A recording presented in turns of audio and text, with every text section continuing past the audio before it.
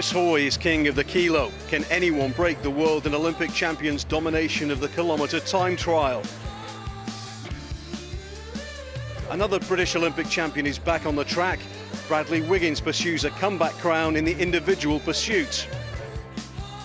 In the Keirin, Britain's 2004 world champion Jamie Staff aims to put down a marker for his next world title shot. Plus, Anna Meares is Australia's Olympic champion and world record holder in the time trial. She goes in the women's blue ribbon event, the sprint.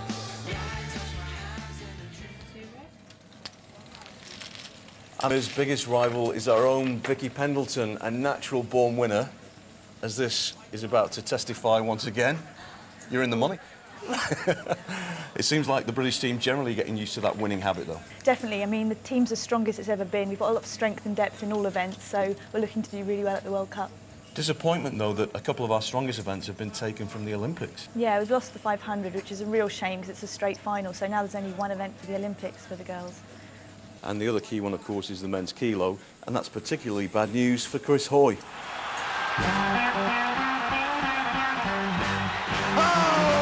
Chris Hoy is the Olympic champion, the Commonwealth champion, the world champion. I just remember the noise in the crowd, and you never normally hear anything. It's just usually you're so focused on what you're doing. And just the roar at each lap and thinking, I must be up. And then the second lap, I must be up.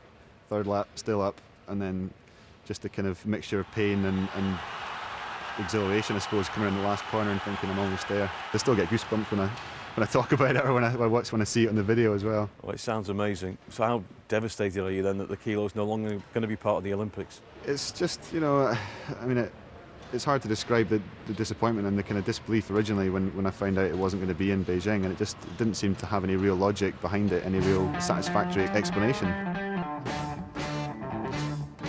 It's sad because it's a great event, I think. Anyway, it's exciting and it's easy for the general public to understand.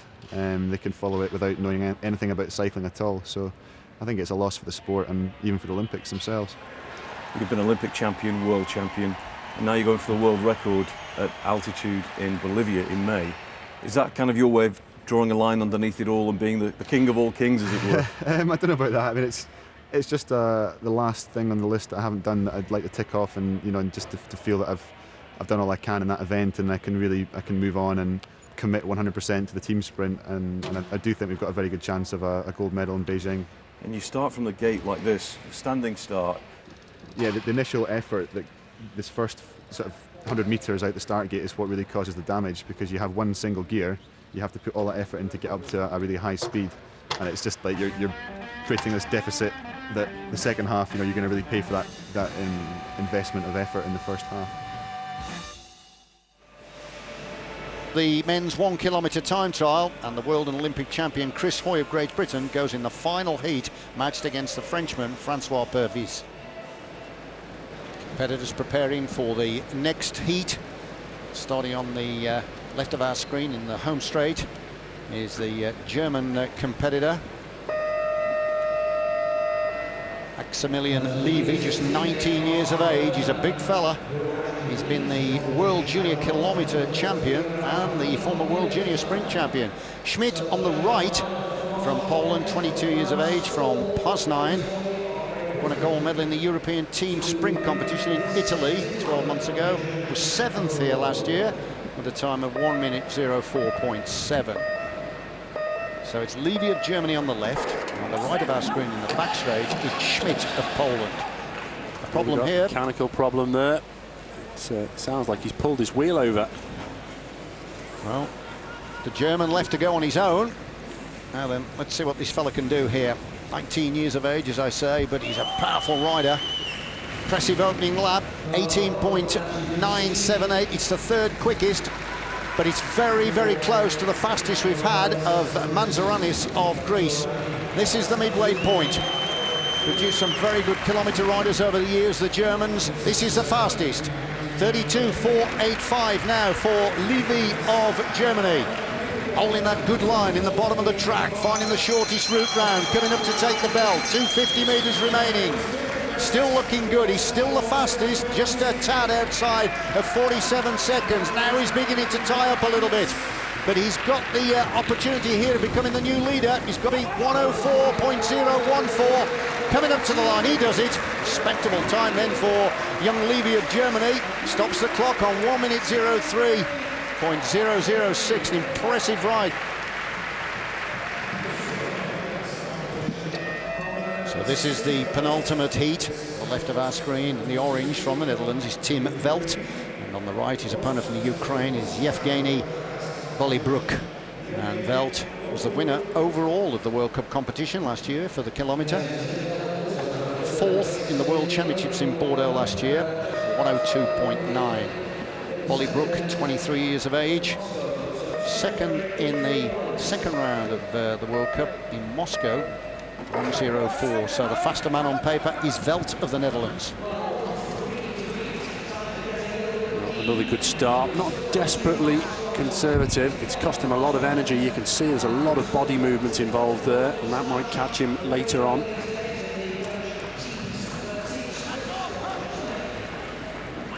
It's pretty close, isn't it? Velt opening up with an 18.959 lap, the third quickest, so he's going well.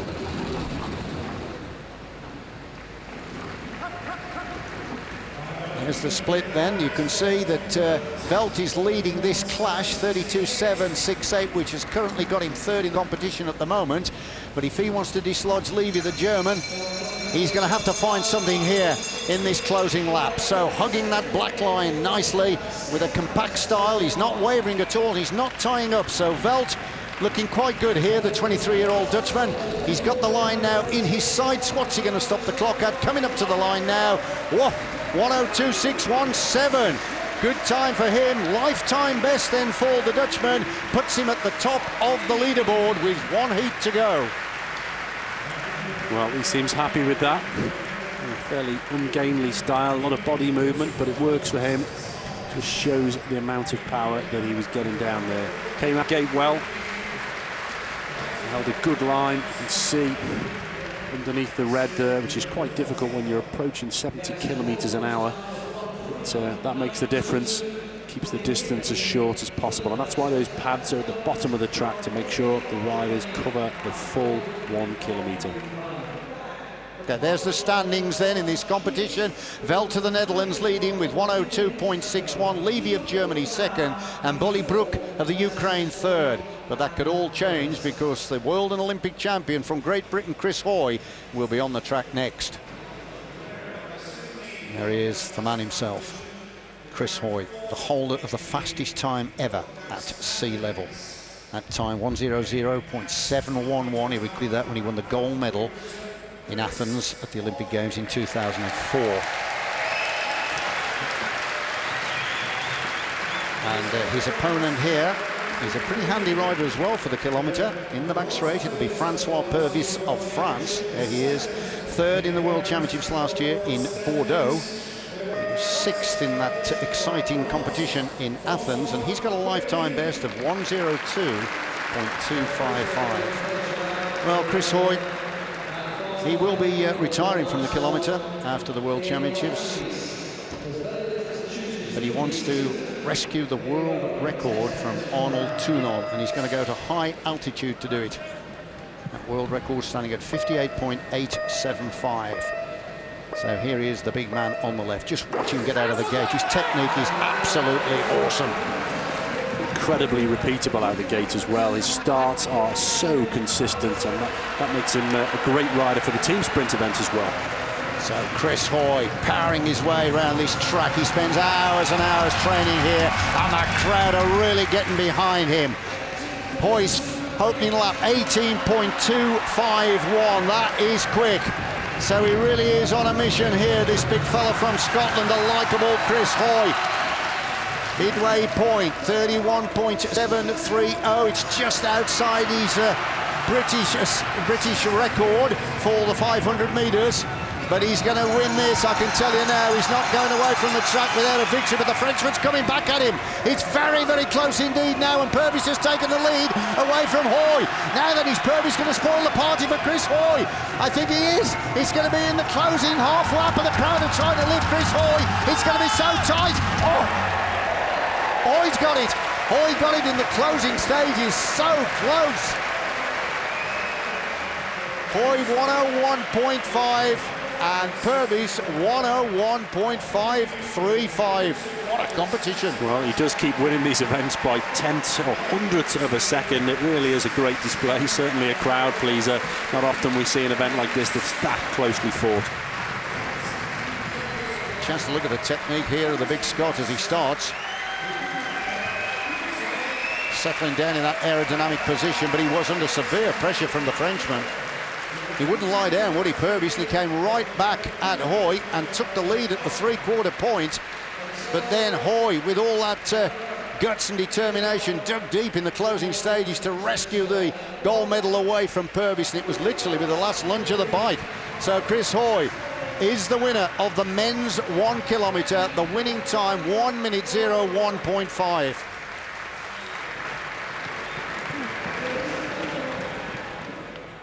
And the result is confirmed. Chris Hoy wins the kilometre competition, 1:01.50. Francois Purvis of France takes silver, and Velt of the Netherlands bronze.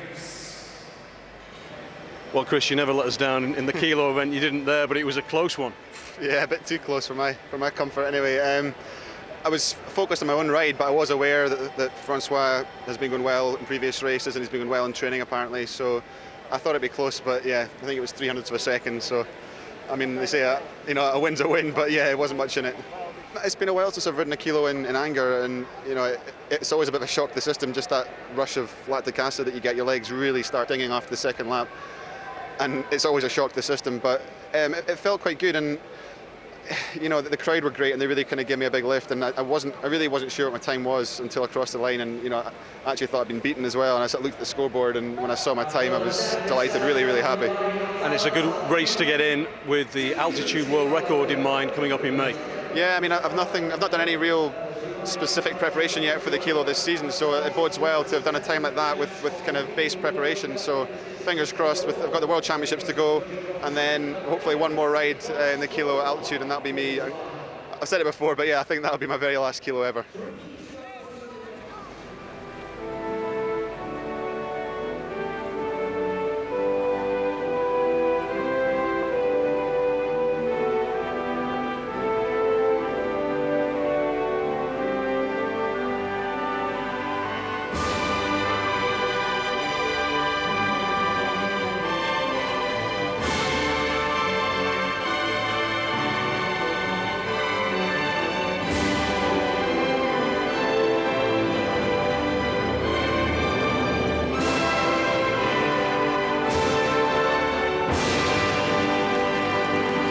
Ladies and gentlemen, the medalists in the men's kilometre time trial.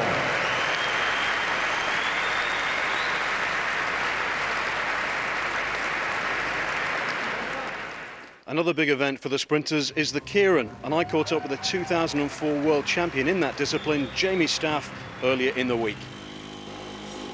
Now this is Jamie Staff, a former BMX star, but for several years now a world-class track cyclist. Jamie, come on in. Tell me first of all, what's this contraption? It's called a Derny. It's a bicycle with a motor on it that they use to lead out the Keirin race. And that's an event very close to your heart because you were a world champion of that in 2004. Yep. What are your memories of that? Well, it's one of my best races in my life, actually. It was a real accomplishment, only because I'd been in the sport just a couple of years, really, and it was a complete surprise. I mean, I was feeling good that day, but it's one of those events that anyone can win, and I'd been world champion with the team sprint. But obviously, that's a team effort, and so to do it as in the individual was fantastic. So for those people who've not seen it, describe what kind of spectacle they'll see, because you're going to be in it this weekend as well. It's quite interesting, quite exciting. A lot can happen.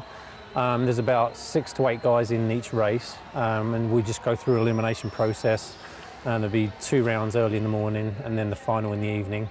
And anything can happen, and basically, the best guys up in the final at the end of the day. Is it fair to say it's one of the quirkiest events because this is the bike that's leading you out? Yeah, this was the hardest thing because I came from BMX where it was from the start, you just went as fast as you can, but in the Derny it's kind of like a paced effort where, everyone's kind of just waiting for that right moment to go, so, it just adds to the excitement. Well, I won't stop you anymore. I'll let you go off with your journey for another lap. All right, thanks. Cheers, mate.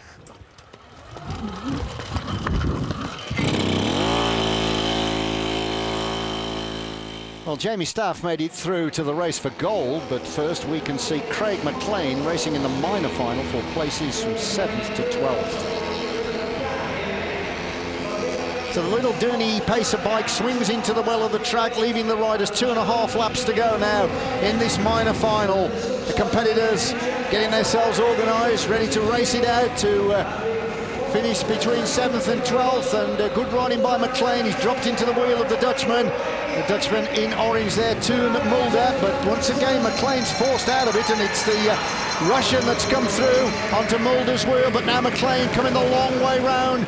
He's up onto the shoulder of the Russian and he's past him now. He's going to challenge for top spot. He wants Mulder, and Mulder on the inside has got the lead, but here comes McLean. McLean takes it, clenches his fist and punches the air and says, OK, I didn't make it into the race for gold, but I've won the minor final to finish 7th in the competition. He rode it well, Chris. He certainly did. Dmitriev pushed him off Mulder's wheel there, and I thought I was leaving him out in the wind way too long, but he fought through all the way through, came round the long way, and he had just enough left to see himself over the line.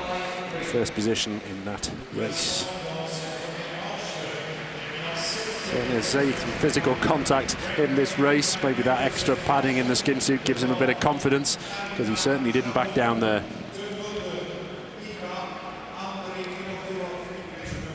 This is the lineup then for the men's Keirin final. Joel Leonard, the national champion, and Shane Perkins. And there on the inside is Jamie Staff. He's technically exceptionally good, a very, very fast thinker, is something you need to be. It's such a dynamic event, but he did die off a little bit towards the end in that last race. He's really going to have to rely on his tactical skill.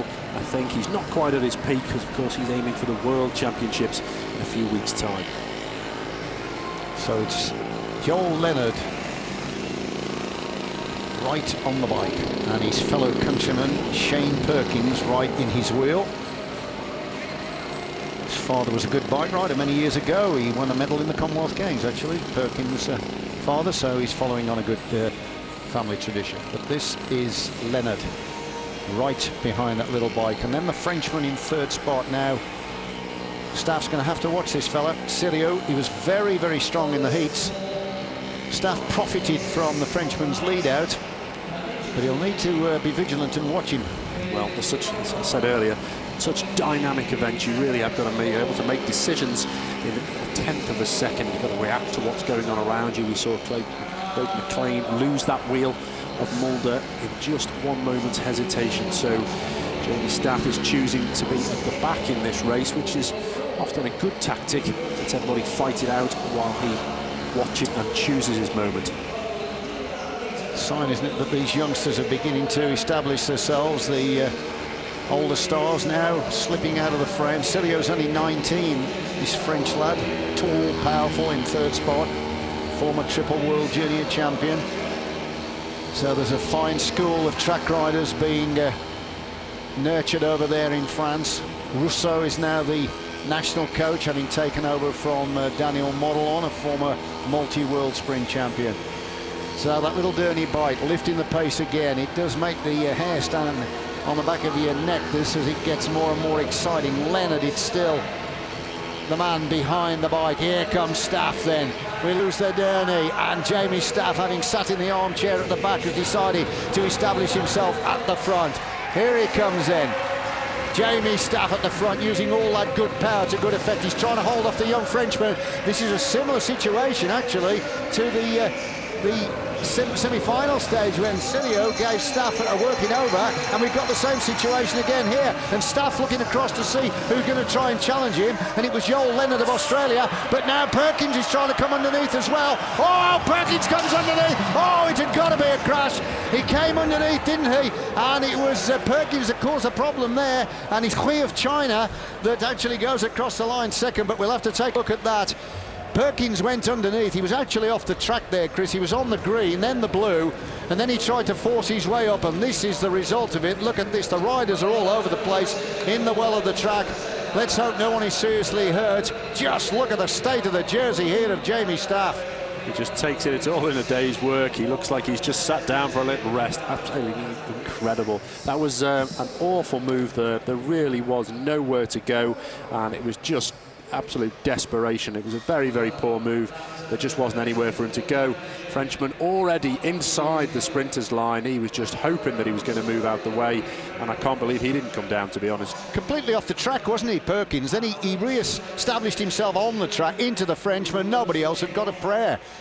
And it was the Spaniard that collided with the other riders, and poor old Jamie Staff, he hadn't got anywhere to go. He slid down the track. Here we are, chance to see it again.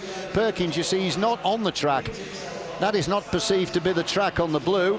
And then he comes up, pushes the Frenchman out of the way, collides with Staff, and down they go like a set of dominoes. Look at the wheel is completely lost from the bikes. The Australian rider actually landed on the front wheel and snapped off those forks. That's quite a nasty crash. Look at this, he's running for third place here. This is what they do. They call it survival. It's the honour, isn't it? That's why the Kirin. The word Kirin is the Japanese word fight.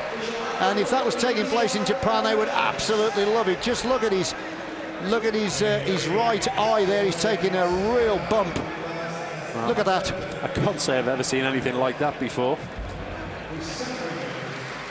Well, the result is shown actually on my computer screen, and it says that Shane Perkins is the winner from Tanghui of China. Chris, if that is allowed to stand, I can't believe it, can you?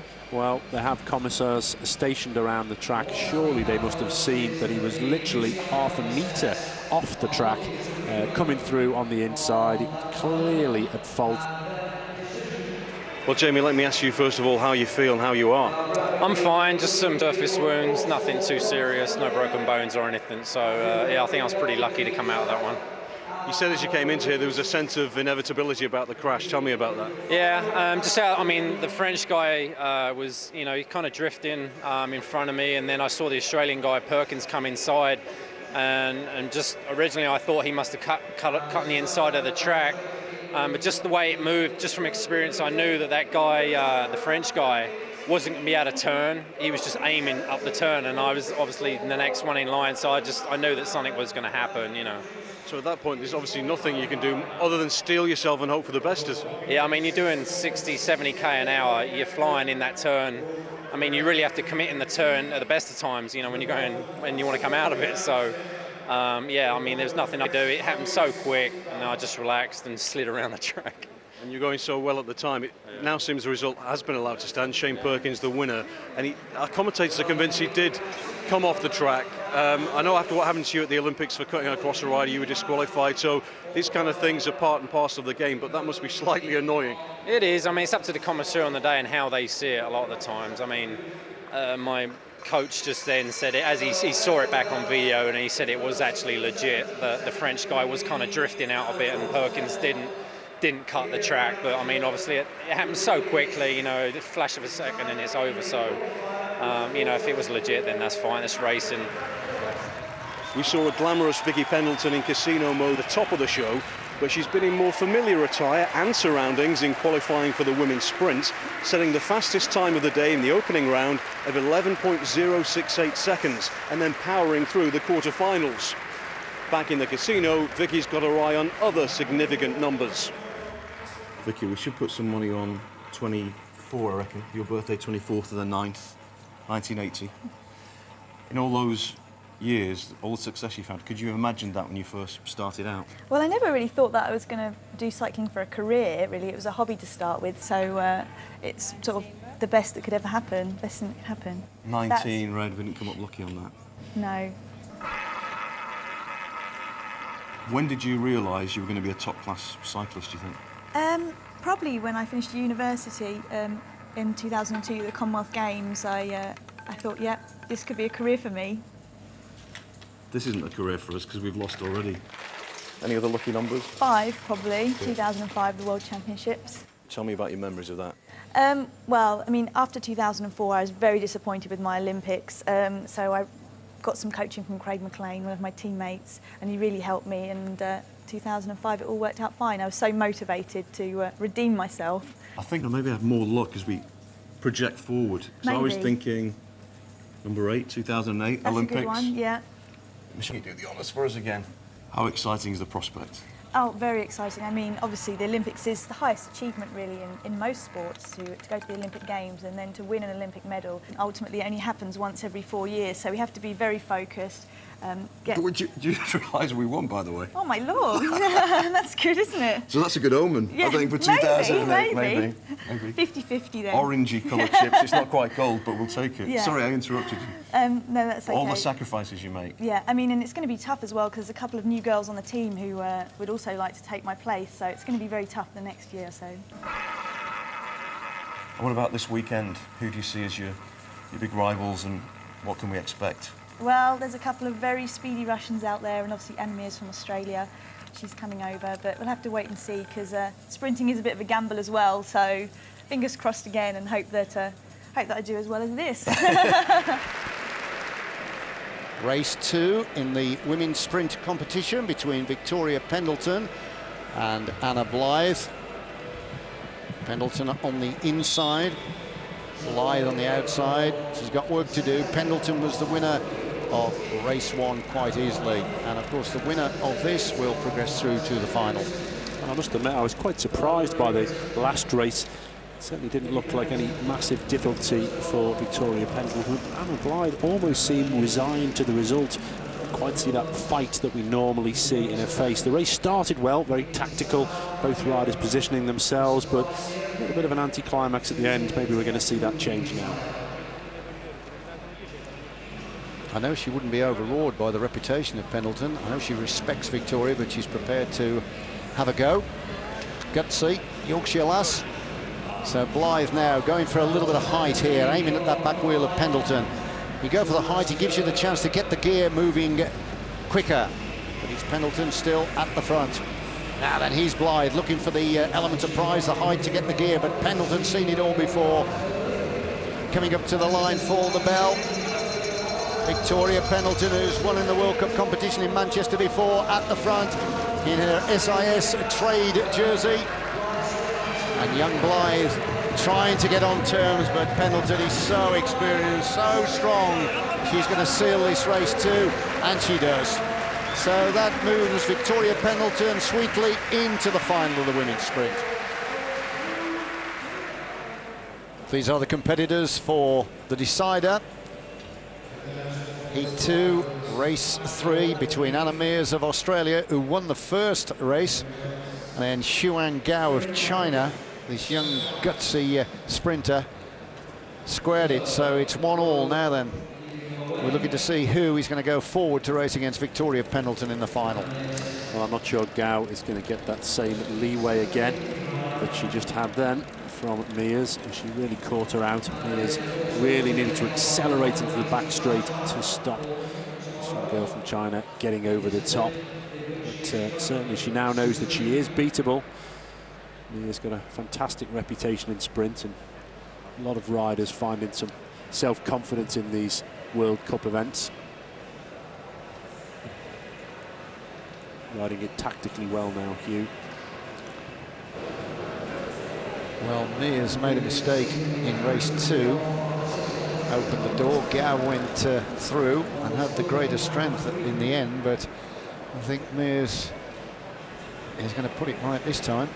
She's quite accustomed to racing best of 3 in these sprints. She's raced Victoria Pendleton on a couple of occasions. The Commonwealth final, for instance, went 2-3.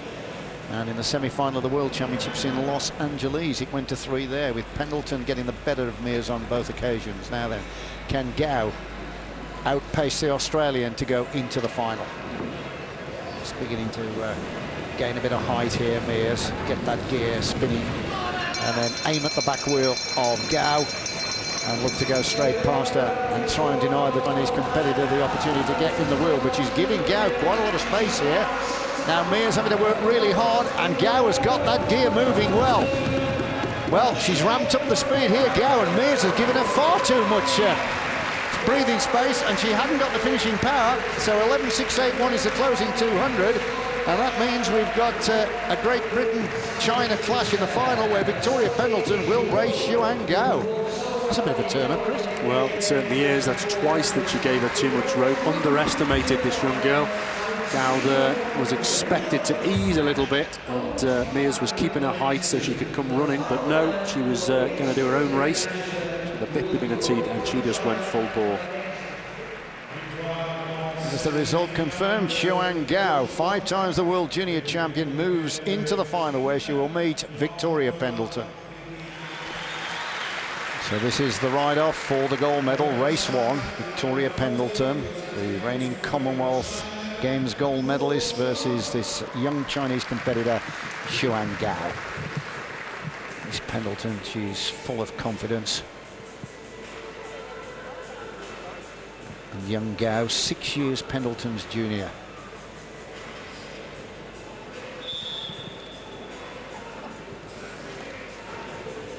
Well, interesting to see how this one goes. Gao rode fantastically against Mears, both tactically as well as physically. She won both from the front and from the back. She really is coming on leaps and bounds, showing experience well beyond her years.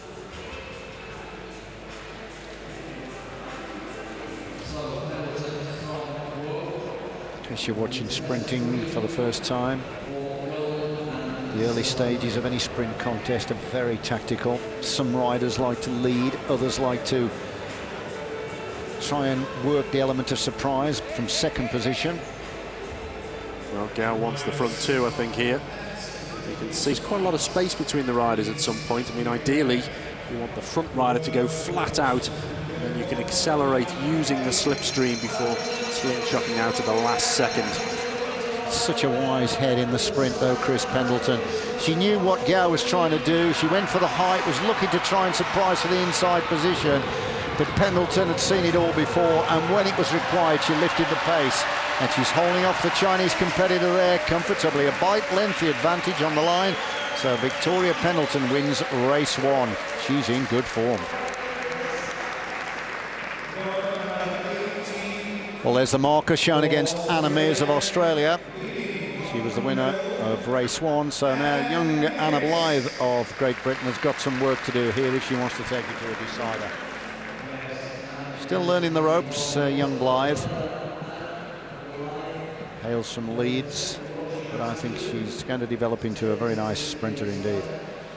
But of course, her opponent here, Mears, very, very experienced indeed. So let's see whether the youngster from Yorkshire, 18 years of age, can make a fist of this.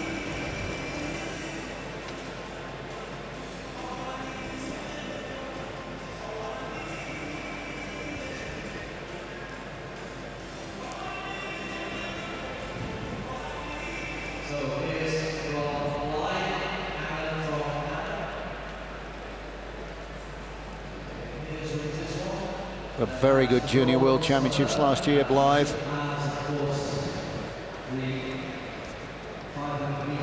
She was forced to lose the top spot actually in the junior sprint to Shulyaka from the Ukraine, but then she made amends and turned the tables by taking the gold in the junior world keirin. She's got some talent.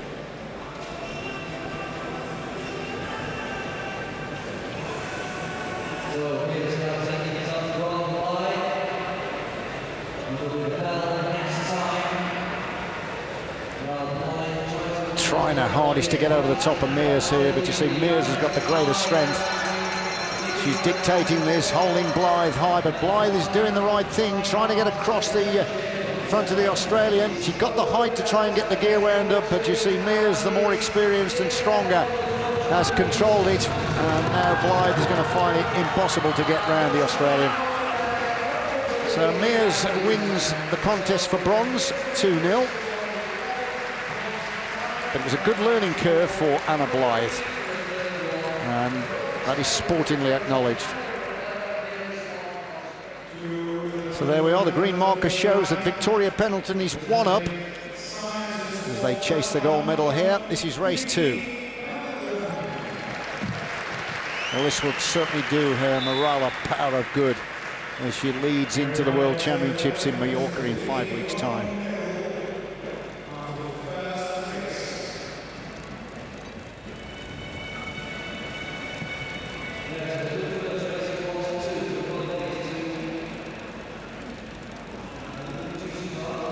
She's not a very big, muscular rider, Vicky Pendleton. That, of course, gives her the advantage of a great power to weight, which means she can accelerate very, very quickly. She often uses that to advantage, gain surprise, late accelerations. Good Keirin rider as well. She's won rounds in the World Cup in the Keirin, and that is an event where she could win a world title because she's very good at chasing a wheel down when the pressure's on, and that's what Keirin racing's about. Now then, Gau's obviously had a talk to her coach, and she's decided she's going to try and take this on from the front this time.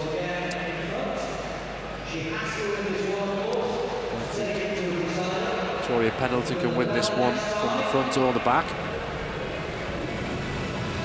I think you're right there, Chris, but this underlines what I said, which is similar to Keirin. She's aiming at a wheel, and she is very quick, and that means that she'll get that gear spinning quickly. There we are, it's a classic, isn't it?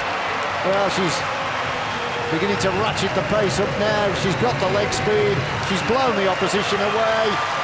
She's conquered the Chinese competitor Gao, and she is the winner of the women's sprint competition. And the crowd are loving it. You could see the acceleration speed there. You might see that little red box under the saddle. Well, the British coaches are recording all of this data so they can analyse it later on. You can see the acceleration there, total confidence. She's really come on in this event. Well, she said she was in good form, Chris, when I was talking to her a week ago, and she's certainly underlined that. Well, Vicky, we saw you at the top of the show in the casino, and you were the safest bet for victory out there. So impressive. Thank you very much. I've had a really good day. I think probably it's my best sprint series I've ever done, so I'm well chuffed. You were in control, it seemed, in pretty much every race. Tactically, you were spot on. I think I had a bit of a turbo today. I don't know where it came from, but the training is definitely working. I feel really confident today because my legs just felt so good. How strange was it to have a British competitor alongside you in the semi-finals in Anna Blythe? Well, it's never happened before, but it's really good. It's a shame that we had to ride against each other, really, because it's annoying when you have to ride against two nations in a semi, but she did so well, and I'm really, really happy for her.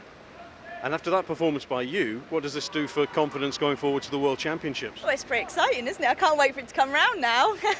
And beyond that, of course, we're looking to you to be our golden girl in the Olympics, and I mean, that kind of form suggests it's very much on. Well, definitely. I mean, sprinting is like a lot of a mind game as well. So if I can intimidate any of the riders with my performance, then that's just perfect. That's exactly what I want to do with the run-up, really. That's a brilliant display. Very impressive. Thank you very much. Thanks.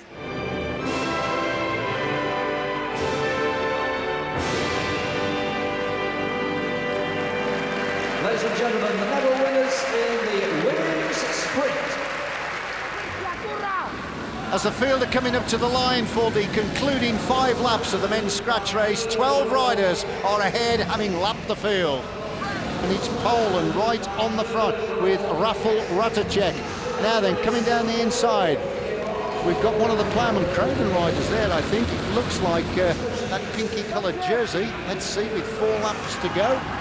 Yep, number 217. That's James McCullum. He's riding for the Ploughman Kramer team. He's a Scot in the race, and he got a bronze medal in the Commonwealth Games scratch race in Melbourne last year. And there's Geraint Thomas coming over the top. He's desperately trying to get Chris Newton back in contention. Just 3 laps to go. They've got somewhere in the region of 15 seconds to get back up to the front for this sprint, but it doesn't look like Chris Newton's got the legs. Absolutely right, but Geraint Thomas has, Chris. He's absolutely flying. Of course, he's a member of a professional road team now, racing in Europe, so he's profiting from all those miles. Thomas trying to get over the top, but it's Ratacek of Poland looking to defend his crown of 12 months ago. He got the silver medal in the World Championships as well. Australia now beginning to take closer order. This is Lee Howard of Australia coming down the outside. Howard trying to take it on. It's going to be an almighty gallop for the line, this, and Howard hasn't got the legs. He's been squeezed back, so we're looking now to see who this is going to go to. Ratacek of Poland trying to come around the outside, but he's not going to do it. He is going to do it. Ratacek takes it on the line, squeeze through the middle there, and that really does flag up the class of this Polish bike rider. Ratacek on the line first. Let's have a look at the run in here. The guy who was leading it out, number 302 there, that's Hockman. He was a lap back, so he wouldn't count into the final places. There comes Ratacek up to the line. He's even got time to raise his arm to show us that he has won it. Is the official result confirmed of the men's scratch race? It was a victory for Ratacek of Poland from Kluger of Germany, Huff of the United States finishing third. This weekend sees the return to top-level track action of Bradley Wiggins, 2.5 years after his emotional Olympic triumph in Athens.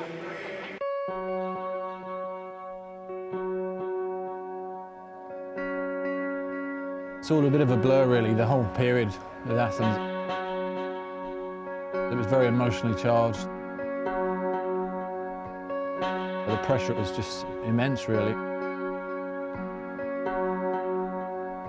When I look back to then, I was just a kid, really, and I feel like so much has happened in the last 2 years to me. I needed that break after Athens, really, to sort of soak up everything that happened there to me. And it's been a refreshing change the last 2 years, doing things like the Tour de France, and it's made me a bit stronger. It's certainly put things into perspective. My event that's 4 minutes long, and it's quite a mental challenge getting up for something that's 4 minutes. It just seems like such a long race, but after doing the Tour de France last year, which was 3 weeks, it kind of puts into perspective how hard this is, and you can sort of, in that respect, cope with 4 minutes a lot easier.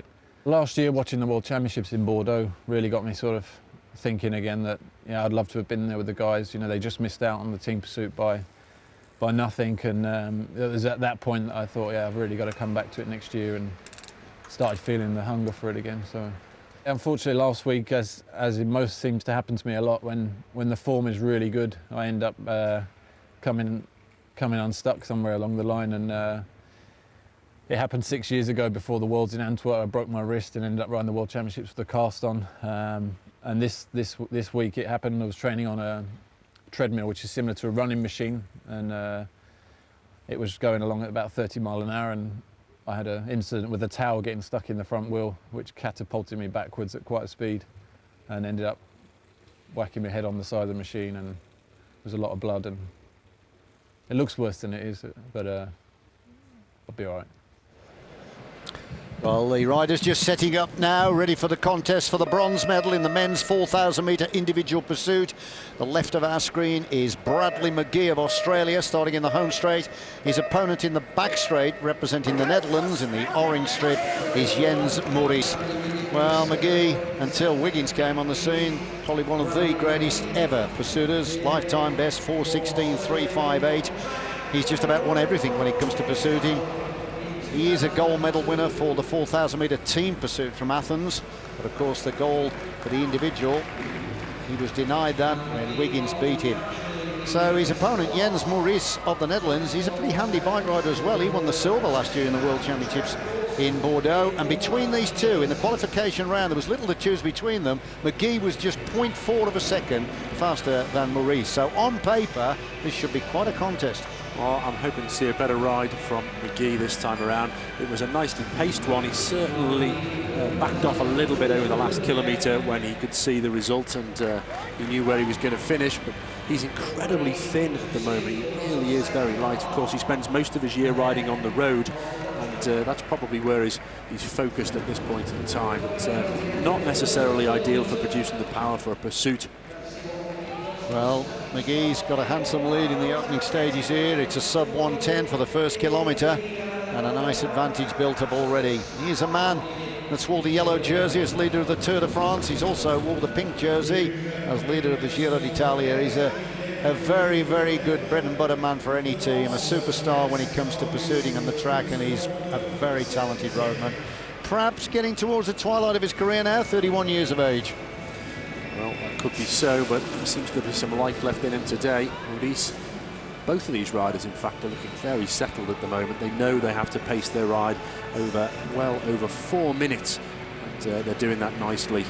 See McGee there starting to puff a little bit. He was working hard in the last ride, but he knows he has the experience, and he's got a fairly healthy lead at the moment. Well, that lifetime best of his is the 9th fastest ever, and he set that on this very track when he won the gold medal in the Commonwealth Games in 2002. 2:13.018, the midway split.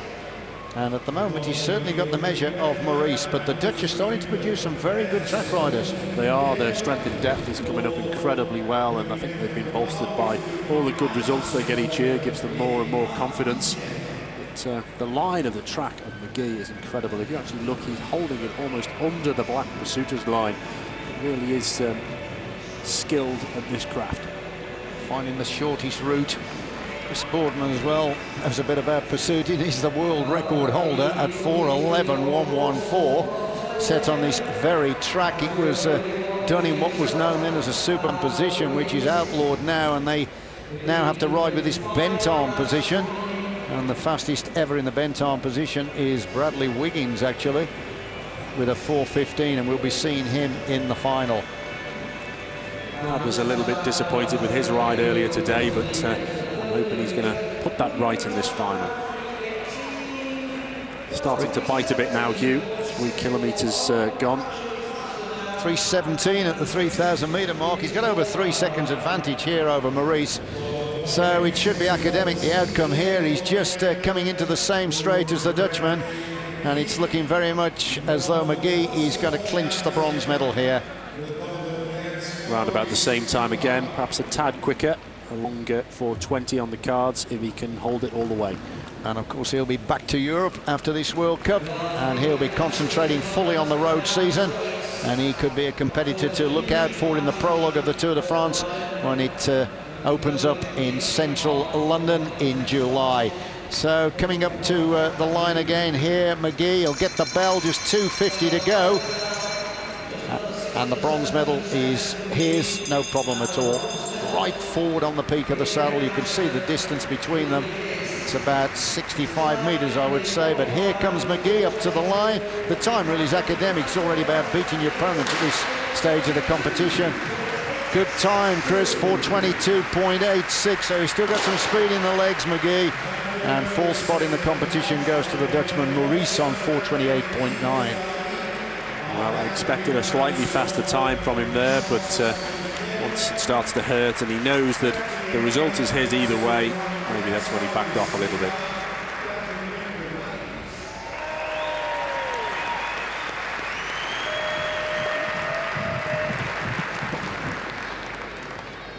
This is the final of the men's 4,000 metre individual pursuit. Bradley Wiggins of Great Britain on the left, the Olympic champion, versus Alexander Serov of Russia. And it's going to be an interesting contest, this, because Wiggins clocked 4:18.27 in qualification, a blistering time. Serov was 4:21, but Serov was actually quicker than Wiggins up to the halfway point. So the ingredients here could be quite spicy. Well, Wiggins, that's a very, very aggressive start. He's experimenting in this World Cup with riding a slightly different way. He's mentally breaking the race up into chunks and tackling them separately, just one hurdle after another.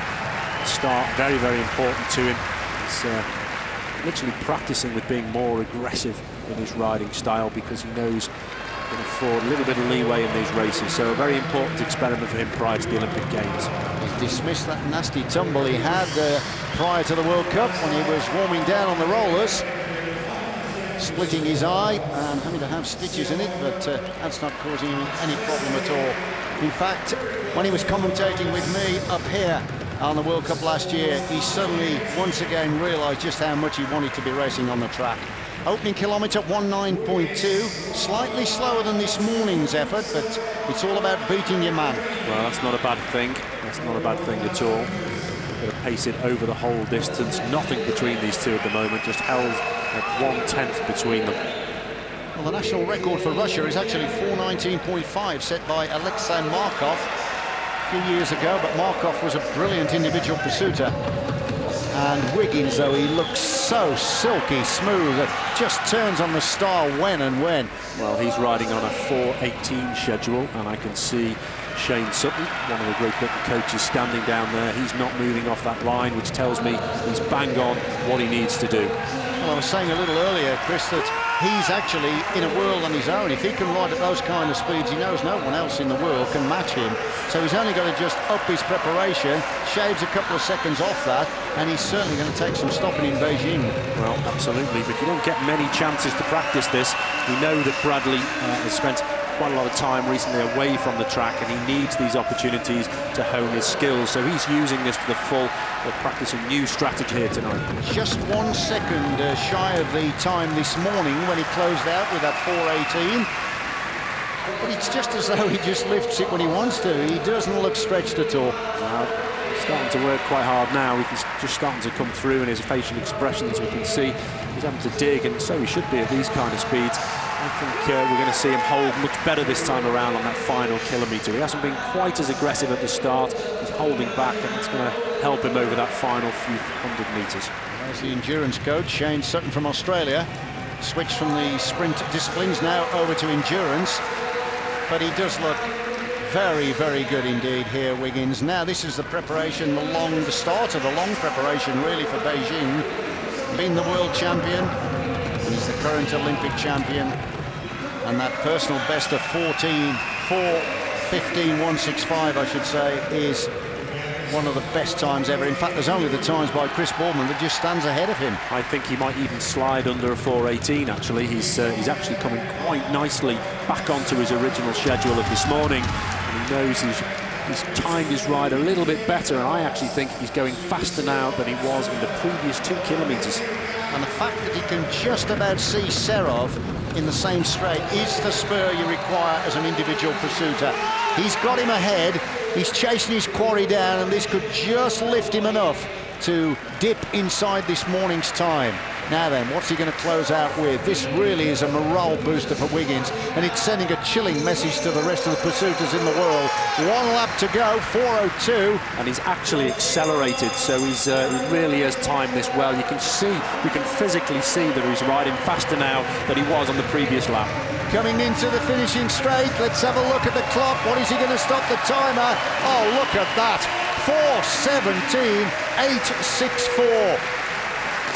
Wiggins on fire, and he's got plenty of time to prepare, hasn't he, for Beijing, and he'll probably pick the World Championships up in Mallorca as well in 5 weeks' time. Well, Shane Sutton's pleased with that. In fact, everybody in the arena's pleased with it. 4:18 in the qualification ride, and in the final 4:17.864. The gold medal goes to Bradley Wiggins. Well, he'll certainly be pleased with that after this morning's ride. He was a little bit disappointed with the 4:18. He was hoping for something much, much closer to 4:15s. But his gap on the other riders was still good. It was a beautifully controlled ride. And he really finished off this time. Unlike this morning, he finished off that final kilometre very well. But who in the world in pursuit can ride as fast as that, Chris? He's on a platform, isn't he? Well, you have to be careful, you really do, because somebody always pops out the woodwork, but we've got to say he is on track. Well, what a triumphant comeback to the track for you, Bradley. You're delighted. Yeah, I am, especially with the events of the last week. It's crashing last Thursday in training, hence the black eye. I had a frightening weekend, really, where I didn't think I was going to be competing, but things healed well, and yeah, two world-class performances within 4 hours of each other, which is pleasing. I didn't know how I was going to back up. This sort of first time on the track since Athens, and it seems like a hell of a long time ago. And you know, you can recreate this kind of thing in training, but until you get up there in front of 2,000 or 3,000 people, it's a different experience. So yeah, just pleased that it's done now, and it's a good dress rehearsal for the World Championships in 5 weeks. And going forward beyond that, I know Hugh Porter was talking in commentary as if no one can touch you when you're on song.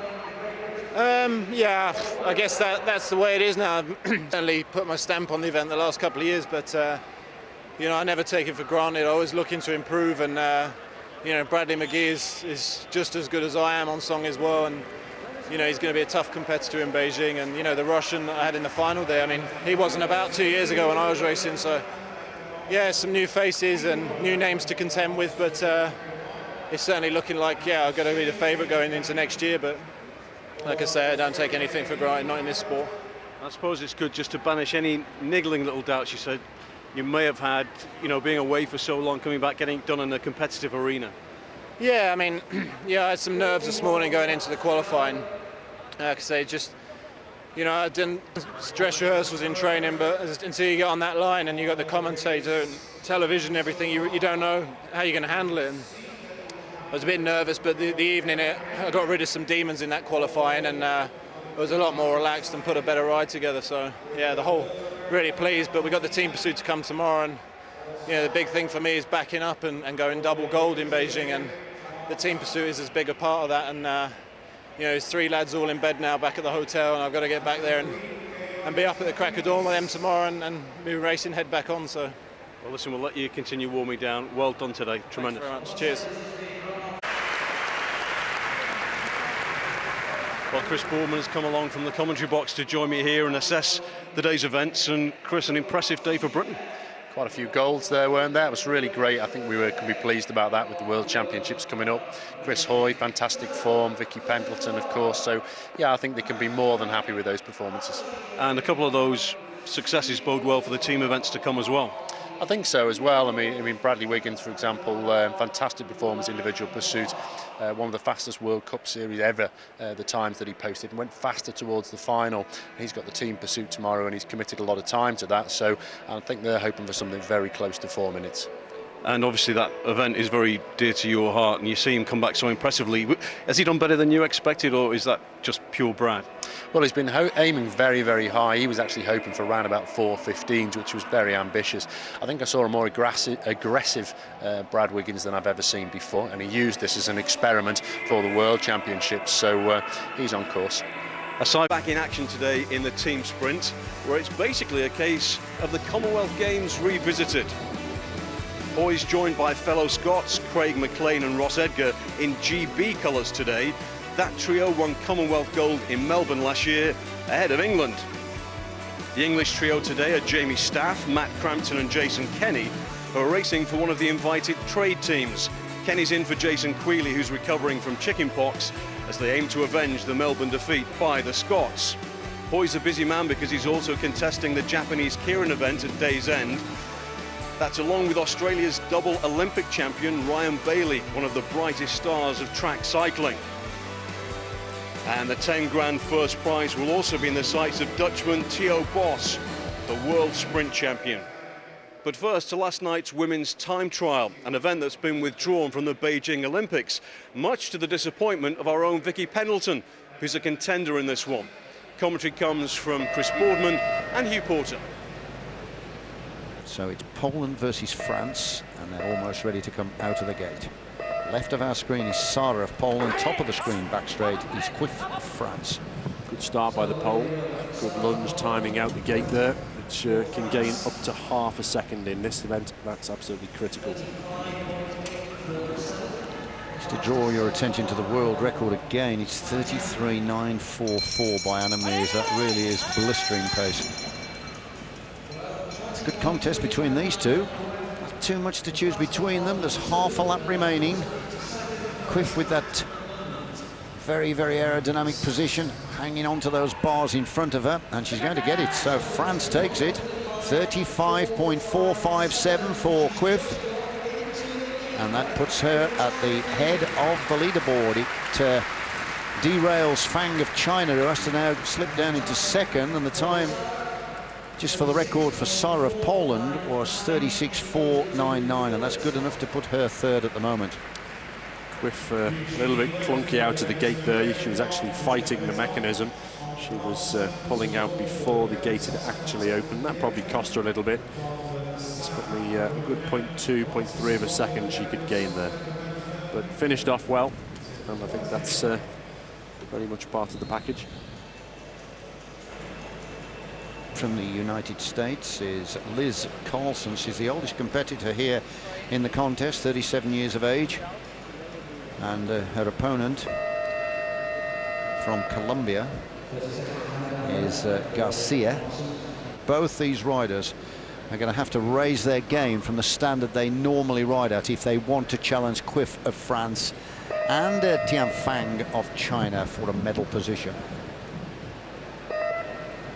Looking at the times here, Victoria Pendleton, who holds the British record with 34.614, has every opportunity here of eclipsing the field to take her second gold medal. So she must be watching the leaderboard with great interest because she knows she's got the form to beat the field so far.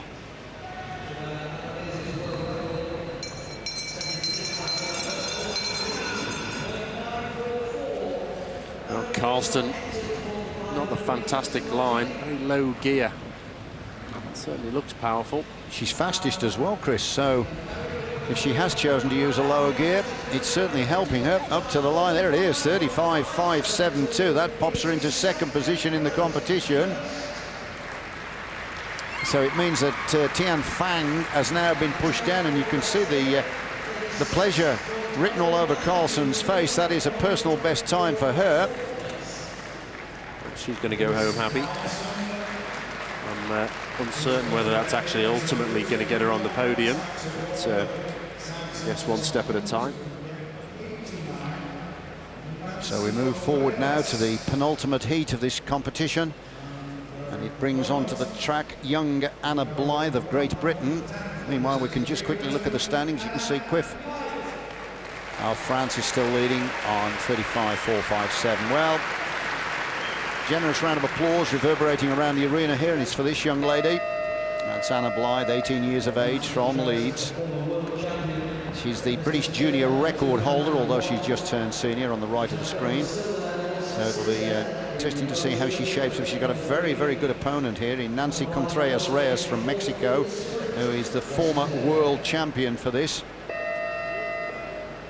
29 years of age, the Mexican. She's got a PB of 34.204, which is the national Mexican record. Technically excellent start there by Anna Blythe, and that's pretty much the most important thing for the British coaches at the moment. The power can come later, but technically superb start there. So now then, can young Anna Blythe beat Contreras-Reyes of Mexico? Cracking start, as you say, Chris, and they're both sub-20, so these two are motoring, and they've got a chance of going into the top positions here in this World Cup competition. Less than half a lap to go now. Can Blythe beat the former world champion of Mexico? I would say yes, she does it. She does. And look at that for a time, Chris. 34.866, a lifetime best for Blythe. She'll be very happy with that. It was a technically very confident from the moment she came out of the gate. But we saw once she settled onto those triathlon bars, she looked very, very efficient. And that's where she really did the damage. Cracker of a ride there. Look at that out of the gate. They've spent many, many hours practicing that. I'll let skills come across from the men's part of the sprint team. Credit to the coaches there too. Ian Dyer, head coach. And as I say, over the coming years, she'll develop the power, and I'll be very surprised if she does not step straight into the shoes of Vicky Pendleton in years to come.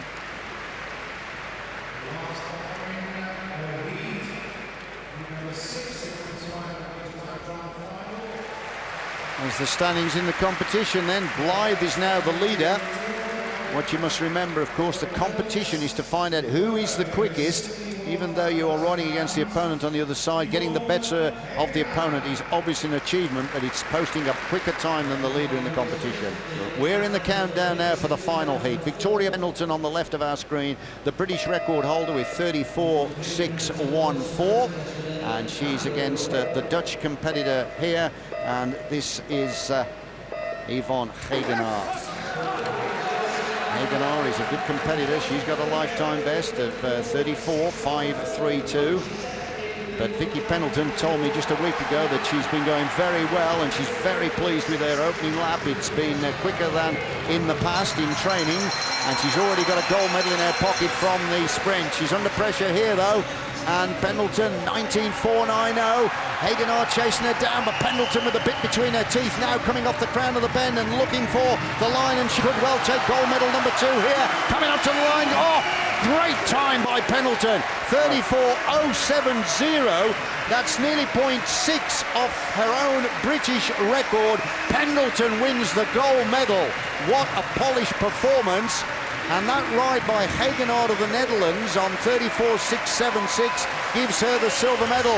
And I can tell you that Anna Blythe, the youngster from Leeds, her time of 34.866 will give her the bronze. But what a ride by Pendleton. Well, that was just 1/10 of a second off the world record, and that really is something, because people thought that world record, well, that's going to stand forever now.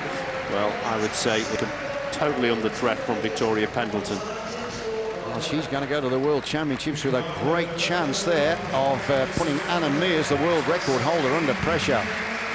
So Pendleton still continue to improve, and of course thinking about Beijing next year.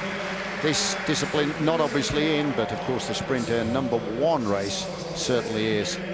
So Pendleton with that polished performance, stellar performance by Victoria Pendleton, wins the 500-metre time trial here at the boards, and the crowd have loved that.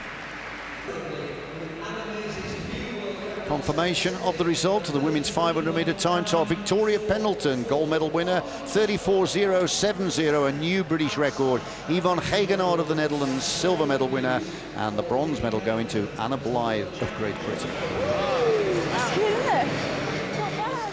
Fantastic performance on the back of what you did yesterday. You must be thrilled. I'm really, really happy. It's much faster than I expected to go, so obviously really, really pleased. Now tell me, coming in, what were your realistic expectations for this weekend? Well, obviously I was hoping to pick up a couple of medals, but not necessarily gold ones. So I'm really pleased with the 500 especially, because I haven't done a 500 since the National Championships in October, and the time before that was the Worlds. Now it's not an Olympic event. I don't spend so much time training for it specifically, so I'm really chuffed. So you've surpassed expectations, and I talked to you yesterday about what this does for your confidence. So what does today's victory do? Well, I'm just hoping that Anna Mears and a few other people to watch it, so they know that I'm coming. I'm definitely someone to look out for. I suppose that's the key, isn't it? You're intimidating the opposition because you're looking so confident out there as well. I mean, definitely, sprint's all about that. I mean, you put on sort of an act, you try and be confident, look like you know what you're doing, you're in control, even if inside you're all a big mess. So, you know, that's really, really important to sort of get the upper hand. Any small, tiny thing that can help, just do it. Well done. You've certainly done it this weekend, and in style. Well done. Thank you very much.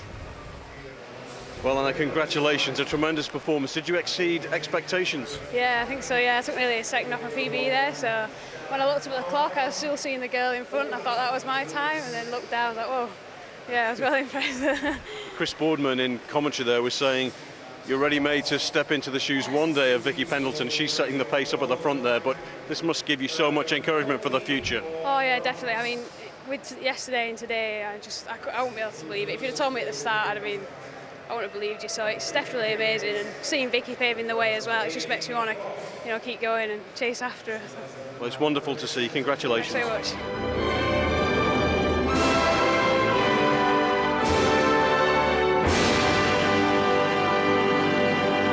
Ladies and gentlemen, the medal winners in the women's 500 metres time trial. This velodrome was built in 1994. The success of British cycling in that period has been such that the track needs replacing next year. When the elite cyclists move off, the youngsters move on. It's 6 laps, bangity dingity bangity, all right? Ready in the back straight? Come on guys, up, up, up! Come on, hit it hard now, don't let them catch it! 5 this time when you cross the line! Come on Perry, go! Come on guys, put in now, up, up! Come on, Penny, up! Come on, Perry, big turn, keep it going! Perry, just keep your head down, bury your head, Perry, go, go, go! 100% commitment, fantastic, really good finish, big bunch finish, everybody running into the line together, brilliant. Coming in here, he took lovely height, like he was going to, it was like... Really good, everyone was going, right, come on then, and you just went, ooh, straight back into the wheels. And then everybody sprinted, and you went, oh, and finished 10 metres off the back. In 5, 4, 3, 2, 1, up. Sit down. Well, these guys have been on residential camps, either using this facility or using Newport. So it's been a busy time for them through winter and the early spring. It's been fantastic. The youngsters have some big names to look up to, and two of the biggest are Chris Hoy and Craig McLean, who are locked in position now to tell us all about the men's sprint. Guys, people are familiar with the sprint and this aspect of it in particular, the kind of the cat and mouse bit, the locking out. How difficult is it, Craig? Talking and doing it's quite hard. Can't speak and concentrating. I think the time limit's 30 seconds now, so... It was a Junior World Championship in Cleveland in 1991 where a track stand went on for 50 minutes. And there were people like going away, going for lunch and coming back, and the same race was still on the track. So if it's not regulated, it can go on virtually unlimited. So now, as Craig said, 30 seconds after that, they tell you to roll on. And the person that's initiated the track stand has to lead. So it's... I mean, traditionally it was just purely to try and force your opponent to the front if you wanted to ride from the back and be able to watch the rider and hopefully try and surprise them by attacking from the back, then that would be the whole purpose of it. And Chris, you're doing this with one eye to the future. Yeah. Well, I mean, Craig's the main man at the moment in Britain for the sprint. He was second at the World Championships last year.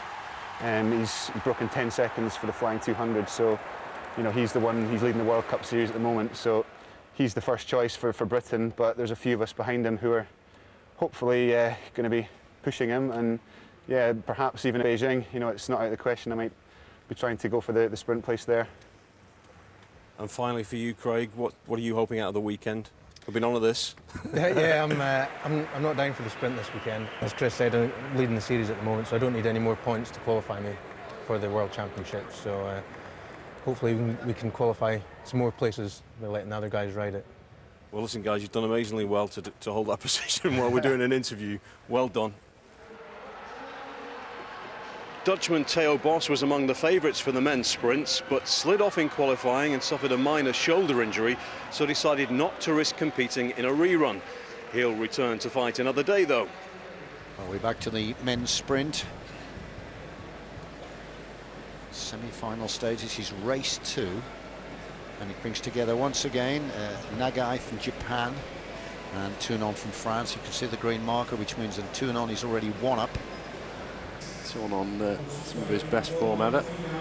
Sprinting, his kilometre was probably his first love, but his sprinting ability has really come on, and he just seems to be enjoying himself a lot more now. It's a bit like Chris Hoy, really, isn't he? They race the sprint like a killer rider. They like to get the front, and they like to go for a long sprint, get that gear wound up. It's not a traditional way of doing it, or rather it's becoming the new method for sprinting rather than very, very tactical and dodging to keep position and trying to stay at the back on a wheel. Now it's very much a power event. I think also with the fact that they raced on 250-metre tracks, whereas in the old days with a bigger track, the tactics were totally different, weren't it? Well, you know that often you've got to be in the front coming into that final bend, or it's really difficult to come round. So everybody wants to take it from the front, which is being ably demonstrated right now by Tournon. Absolutely, and to try and come round a rider that's powering his way around the track at nearly 40 miles an hour is almost an impossibility. You can see he's established a gap of about 15 metres, and it's pegged, you see, because the Japanese competitor's got to literally be going 5 miles an hour to get on terms, and he just can't do it. So from the front, 10.8 for Tournon, 2-0, he goes through to the final. Puncture has just occurred in the middle of the arena. Oh, it's Tournon. He's ignominiously dumped into the well of the track. The poor fella. There it is. One of those things, I'm afraid. Nice thing about the tracks is if you do happen to have a crash, the shape of them scrubs off the energy, scrubs off the speed, and we don't get any really nasty ones. We're really quite fortunate in that regard. Just a few burns, takes off a bit of bark. So Chris Hoy on a bound to lead this one out. Whop. Can he win this to go through to the final, to race against his old kilometre adversary, Arnold Tournon?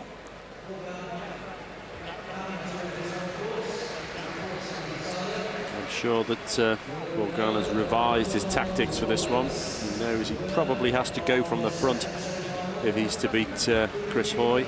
Chris Hoy knows that's what he's going to want, and you can see they're jostling for the front position early. Absolutely, Chris. Well, Bourgain is actually a current world champion for the team sprint. He won that in Bordeaux last year, but that's the plan of attack from Hoy. Here he goes. The big fella's going from the front, just like Tournon did, using that awesome power of the kilometre rider. But here comes the attack from Bourgain, but he's having to use so much energy to try and get up onto the shoulder of Hoy. He could take the strength away from his legs, and he does. Chris Hoy wins 10.750 to set up a juicy final between Arnold Tournon of France and Chris Hoy of Great Britain. Both riders using the same tactic, being kilometre specialists, going for a long one. Bourgain and Nagai, they will race off first for the bronze medal. It's going to be an interesting one, this. Bourgain is very quick. World team sprint gold medalist for France and Bordeaux. The Japanese competitor Nagai is a newcomer to me, actually. He's been strong, but he seems to have faded as the competition's gone on. Bourgain, I think, for my money, is the stronger of the two. Very good at seated acceleration. You can see that it just rolled through there. It's quite deceptive. He's really pushing hard, this Nagai. It's hard to tell when he's actually accelerating. Well, it's Nagai that's taking Bourgain on at the front now. The Frenchman here not having any of it. He's trying to get over the top of this Japanese competitor. Now that he's stubbornly resisting Nagai of Japan, and Bourgain is having to work very, very hard. He hasn't got over the Japanese rider yet.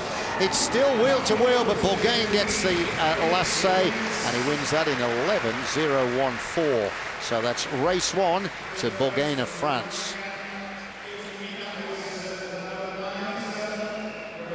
The two greatest kilometre riders in the world here. Tournon, the holder of the world record at altitude, at 58-second ride. Chris Hoy, the holder of the world record at sea level when he won the gold medal in Athens. And here they are now, shaping up in the sprint. Tactics are going to be quite interesting here because they're not actually pure sprinters, Chris. No, I think Tournon's going to be tough to beat. He's very, very powerful at the moment, and nippy as well. He's probably as strong as I've ever seen him. Chris Hoy really starting to get to grips with the sprint event. He's been working hard. They've been running a lot of scenarios on the track with Jan van Eyden, tactical scenarios, and I'd say throughout the last 24 hours racing, we've seen evidence that that's really working well. You're right. Well, Tournon, in his distinguished career, which kicked off in 1997, has been the World Junior and World Senior Sprint Champion. Obviously, Chris Hoy is looking for his first medal in a World Sprint competition, because remember, he's just switching to this sprint discipline from the kilometre. But I must admit, he's impressed me. He posted a lifetime best in the 200 qualification round this morning. Tournon beginning to wind it up at the front. It's going to be a real power job, this one. I tell you what, the top's going to go off the arena here if Hoy gets the better of Tournon here in race one. Tournon's leading it out. Hoy's going down the inside. He's trying to go down the inside. He's got the inside. Brilliant move there by Chris Hoy. You need to be brave to do that. But Hoy hasn't got over the top of him yet. Tournon's fighting back. And Hoy, oh, Tournon gets it. That was sprinting at its best, wheel to wheel. And I tell you, you need to be brave to do that. Chris Hoy went down the inside there. Tournon would not surrender the lead, shoulder to shoulder, these big fellas. Fought it out all the way around the track. And at the end, it was Tournon that proved to be the stronger. What a contest. This is race two in the contest for the bronze medal. Bourgain of France, one up. And quite frankly, having seen the first contest, I can't see how Nagai of Japan can take it to a decider.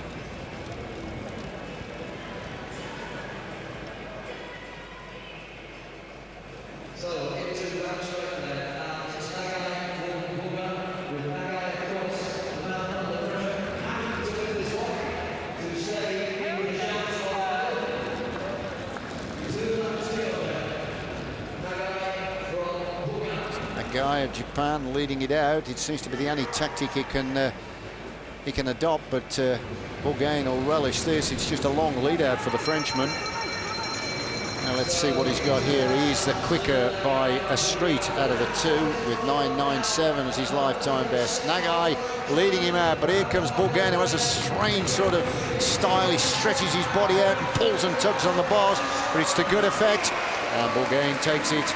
So he wins race two, and those two victories give him the bronze medal.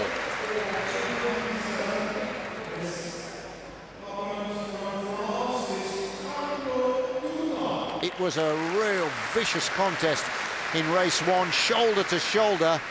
but Tournon proved to be the stronger in the closing stages. Not much in it, but now Hoy has got to win race 2 to take it to a decider for the gold medal. Not wearing any mitts, Chris Hoy. Well, it's quite brave in an event like the Pursuit. Really thinks he gets better grip on the bars that way. Yeah, another sign of total commitment to get in the win. But he's really challenged here because got Tournon on some of the best form of his life. Well, it looks to me as though Hoy's going to try and hang on to the front position and not have to dive down on the inside like he did before. And then if he can commit himself fully, they're both so evenly matched in the kilometre, maybe he thinks that will be the better tactic. So Hoy's going to lead this one out. Tournon's going for it. Yep, he just caught napping there. He lost sight for a moment of Tournon. He gave him the moment to accelerate. And now really Hoy has got a lot to do here. Tournon caught him napping. The former world sprint champion is going to take this. He does. Tournon wins 2-0 to take the gold medal. Chris Hoy the silver, and they sportingly acknowledge each other's athletic ability. He just got the jump into the slipstream while Chris Hoy hadn't quite started his run-up, and that was all he needed. Just half a second's head start. He got a length's lead, and it's all Chris could do to catch the wheel. But to be honest, the form he's on at the moment, it would have been very difficult any way you played it. Chris Hoy sprinting well, silver medal. It's great because we get on very well, we're good friends, but when we're on the track, you know, it's business, and you saw tonight how fierce the competition can be. And to Arno's credit, he was just in a different class tonight. I mean, I really put a lot of effort into winning the semi-final against Arno's teammate Mikael Burgan, and in the final it was just, you know, I had nothing to offer against Arno's speed. Well, Chris Hoy's certainly been one of the stars of the weekend, and alongside me, one of the others, Bradley Wiggins, who won the individual pursuit here at the World Cup. Bradley, 2.5 years away after your Olympic triumph, coming back and winning like that. What's it done for you? Yeah, it's given me a great boost. I sort of knew what I was capable of doing coming into this World Cup, but you know, you can practice as many times in training, but to actually get on the line in front of all these people and a home crowd and the tension and the whole racing environment, it's a different ball game. You've got to cope with the mental pressures on the day. So I was just pleased I put a good series together and came away with a gold medal. When you've been there and you've done it before, you know you're capable of it, obviously, but you've been riding for the Cofidis team on the roads predominantly, and so are there any doubts into your head when you're making the transition back? Not so much doubts. It's just that obviously the time away, 2.5 years is a long time, and there's a whole new set of names to contend with. You know, I raced in the final against the Russian Serov, who was still a junior back when I was in Athens. So, yeah, say 2.5 years just seems like a long time, and you know we're so close to Beijing now, and in athletic terms, it's nothing. You know, 1.5 years away. So it's just great to come back and a winning way, and a great step moving forward to Beijing. Well, projecting forward, how do you manage your career with both your Cofidis team and what you have to do for Great Britain on the track?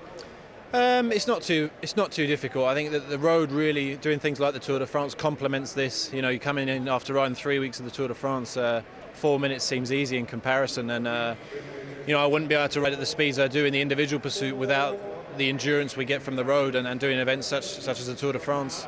It just gives you such a boost endurance-wise, and you just can't recreate that in training. So, in that respect, it complements the track. Okay, well, thanks for now. We've got the team pursuit to come later on, and we'll talk to you again then. But before that, the team sprint, which we hoped would break down to England versus Scotland, kind of a Commonwealth Games revisited. And the two team leaders, Chris Hoy for the Scots, Jamie Staff for the English. Well, guys, you're both involved in the team sprint this weekend. Jamie, you're involved in the Science in Sport team. Tell me about that and what it's going to be like going up against a GB team. It's going to be interesting because my last race I was part of the GB team.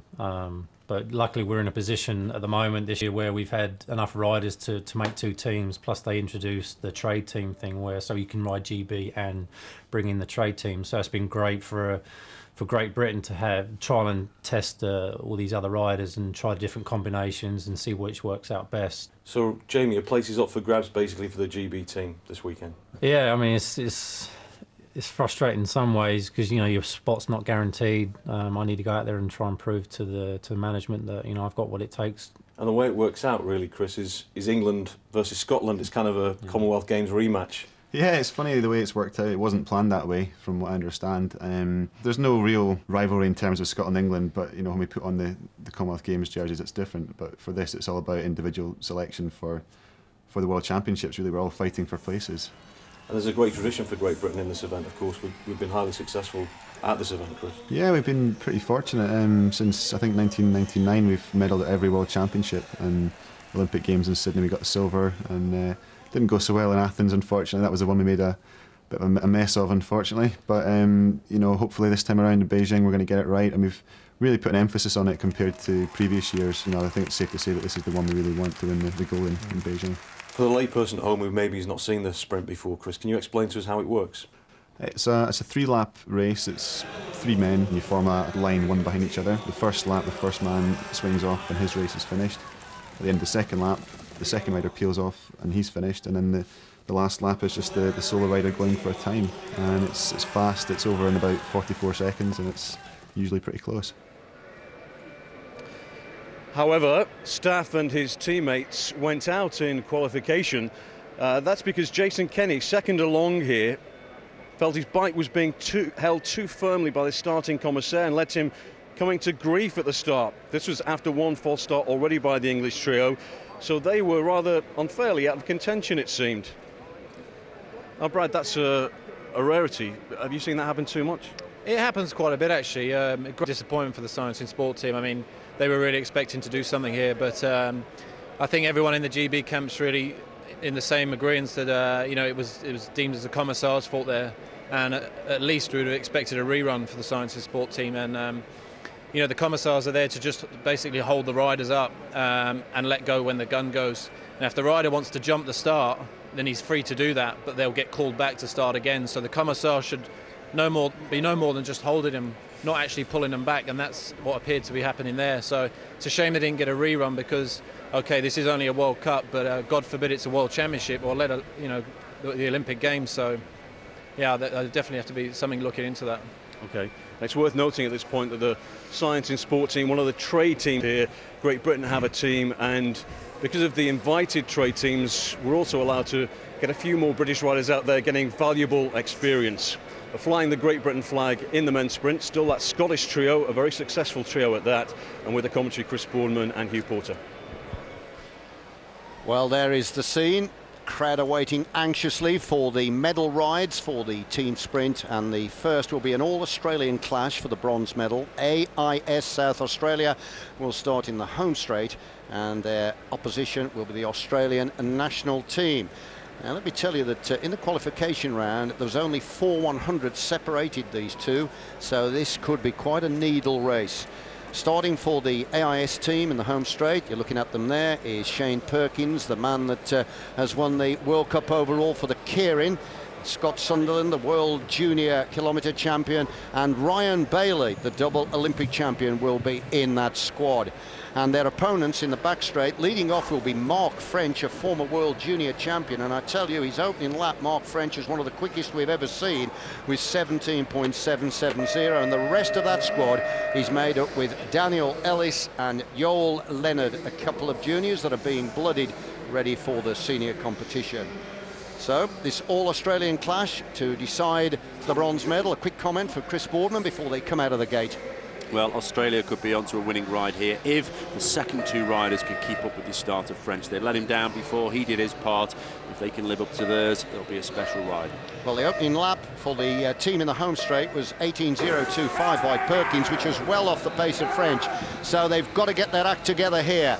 Away we go then. This is the ride for the bronze medal in the team sprint, and it's a ragged start by the AIS team that started in the home straight. Perkins has gone away far too quickly, and the other two are right out of the wheel, and they'll pay the price for that. As you can see, already they're trailing the difference is 0.122 of a second, and it's Australia that are leading, the team that's in the back straight. Well, this will be the final takeover now. They move out of the way, and that surrenders the race to the final rider. So now then it's Ryan Bailey, the double Olympic champion, powering his way round as they come up to the finishing line. Who's going to get this? It's going to be pretty close. Bronze medal is hanging in the balance. They come up to the line. What a finish that was.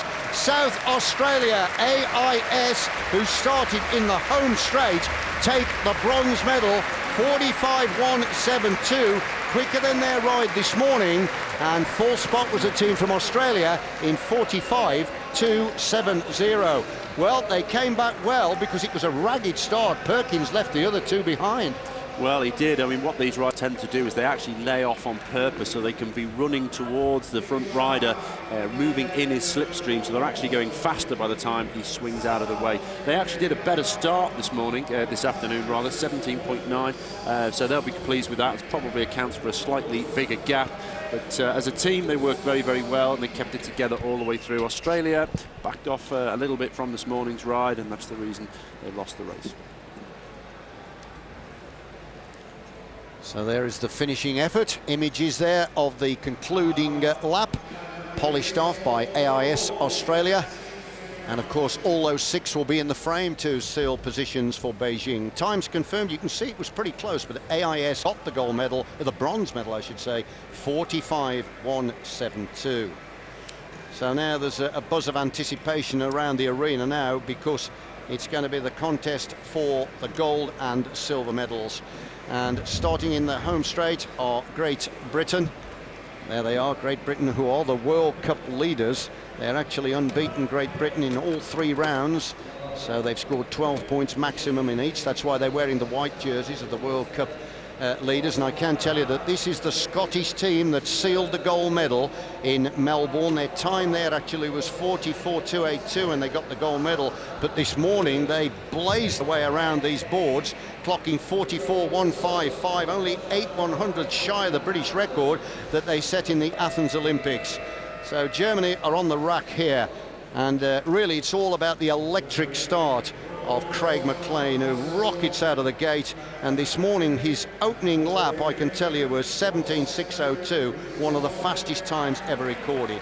So the lineup for Germany will be Matthias John, Maximilian Levy and Michael Siedenbacher, but they really are going to be under pressure. Great Britain on the left of our screen in the home straight, and Germany starting in the back straight. 3 laps of the track. Here we go. Craig McLean, with all that awesome power, launches the British trio into the race. Ross Edgar hanging on to McLean's coattails. He'll ride second lap, and Chris Hoy will tidy up by riding the anchor lap. Keep an eye on the clock to see how quick they are for the opening lap. 17.550. That is even quicker than the opening lap this morning. That must be the quickest opening 250 ever recorded. Ross Edgar continues the good work, coming up to the line, swings off, and now it's Chris Hoy taking it on. 30.478, the split time after 500 metres. That's way inside the British record. Now Hoy coming off the crown of the bend, looking for the line, stops the clock. 44.163. It just slipped away again in the closing stages, but that ride is a good performance by a mile to take the gold medal, and Germany's finishing time 45.149 gives them the silver. Very impressive team sprinting there. There they are, the Commonwealth champions. The squad of Edgar, Hoy and McLean take gold. And really, Chris, it was a phenomenal start again by Craig McLean. I think the consistency is something that's really heartening to see, because you know he can put it together in a series. In fact, of course, he's even gone faster. That may very well be one of his fastest, if not the fastest start he's ever done. So he can be really pleased with that. Chris Hoy, perhaps not quite at his best yet, but that's no bad thing before the World Championships. Chris Hoy, of course, has been involved in the prelims of the big Japanese Keirin, so that might be lying in his legs a little bit, and he's also had a very tough sprint series when he got through to the final with Arnold Toulon, whereas Ross Edgar has been saving himself for this team sprint. Well, Ross Edgar's really clawed his way into this, what we probably call one of the first team, and he's doing the job well. He's quite small, so that gives a big guy like Chris Hoy quite a challenge. He's perhaps not getting all the shelter that he might, but they can't rule out the fact that Ross is going so fast now. He's pushed his way into this team, and he's doing a fantastic job. So 4 wins out of 4 in the World Cup. That's an emphatic victory. They opened up their account in Sydney round 1, continued the good work in Moscow. Then in January, start of the new year, they won round 3 in Los Angeles, and now they've just tidied up team 4. A full house, 48 points. Great Britain win the team sprint, and in style. It's a confirmation of the result. Stunning time, 44.163. Germany gets silver, And AIS Australia pick up the bronze.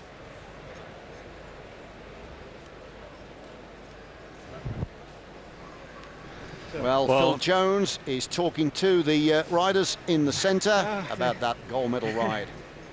Yes, indeed, the three canny Scots here, a great performance yet again. Ross, give me your perspective of how that went. Yeah, I think Craig got off to a good start and tried to leave a bit of a bigger gap so I could get more of a run. I think it worked out all right. I don't know what the time was, but it all worked out fine for me. So. Well, you were fast again, I think just outside the British record, but another tremendous performance, Chris. Yeah, Ross and Craig both did amazing laps, and I was really struggling. My legs are absolutely screaming, is the polite word, I suppose. But yeah, we've got a bit more racing to go tonight, so hopefully some more to come. But all credit to the guys, that was an amazing performance by them, and really delighted to get the gold medal.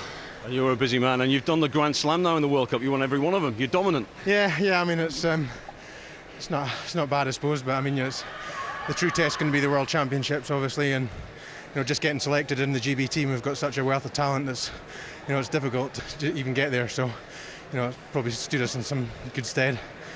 Well done to all three of you, and we wish you well for the World Championships coming up, of course. Well done. Thanks.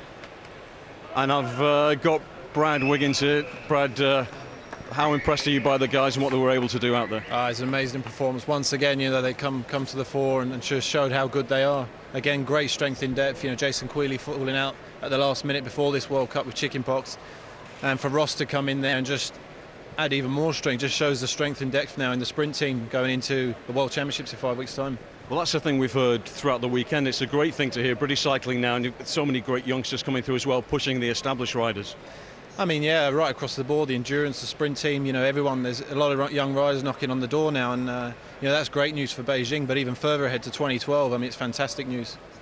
And Chris Hoy saying his legs are screaming because he's been a busy man this week. He managed to pull off another victory, though. Yeah, I mean, Chris, just unbelievable. He just shows how classy he is, from the first night, the winning the kilo. I mean, people don't realise how hard that event is, and normally guys can only ride one or two of those races in a year, but yet to get up the next day and do the sprint, and then the team sprint, and then the Kieran, I mean, just shows how classy the guy is.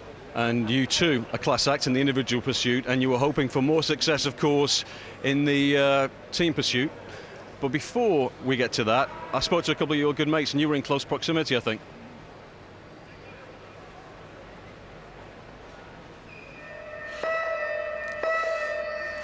Britain's team pursuit squad is looking its strongest for years, with Bradley's return and new star Ed Clancy joining the linchpins of Paul Manning and Rob Hales. Yeah, team pursuit involves 4 guys, all taking it in turns to break the wind at the front, and we're allowed to lose one rider, so the time is taken on the third rider to cross the line. The race is run over 4 kilometres, 16 laps of the Manchester Velodrome, and it's horrible. It's hard work. And Paul, over the last few years you've developed quite a rivalry with the Australian guys, and you renewed this weekend. Yeah, so I mean, the last 5 or 6 years really, they're being one of our main adversaries in the event, so certainly be looking forward to sort of beating them again. And you'd like to do it obviously here on home soil. That must have an added edge for you. Definitely, definitely. Last few years Manchester held the World Cup here, and it's been great crowds. I think the home supporters love seeing the British riders performing well and winning, so certainly something we're looking to do in the team pursuit. And Rob, you've got Bradley Wiggins back in your team this time. How often have you guys ridden together as a team, Ed and Paul? This will be the first competition. I mean, this is probably the 8th day now. We've spent over the last 10 days training on the track together, and we're all experienced enough now to be able to slot in. But yeah, it's nice to have Brad back, and Ed's coming on very well indeed.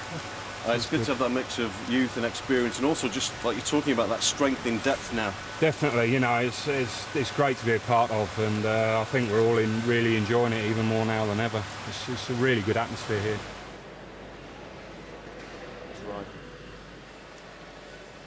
Both teams have just about settled now. There we are, 100% me a team. The young Great Britain squad. Bellisberg, Swift and Tennant, and the team in the back straight from Spain. There it is, confirmed for you on the board. They lost a rider in their qualification. Escobar Rory is the strong individual pursuiter, the former world champion, and at one point he had to do extra work to pull the team through. So coming up to the 20 seconds countdown now. In this, the contest for the bronze.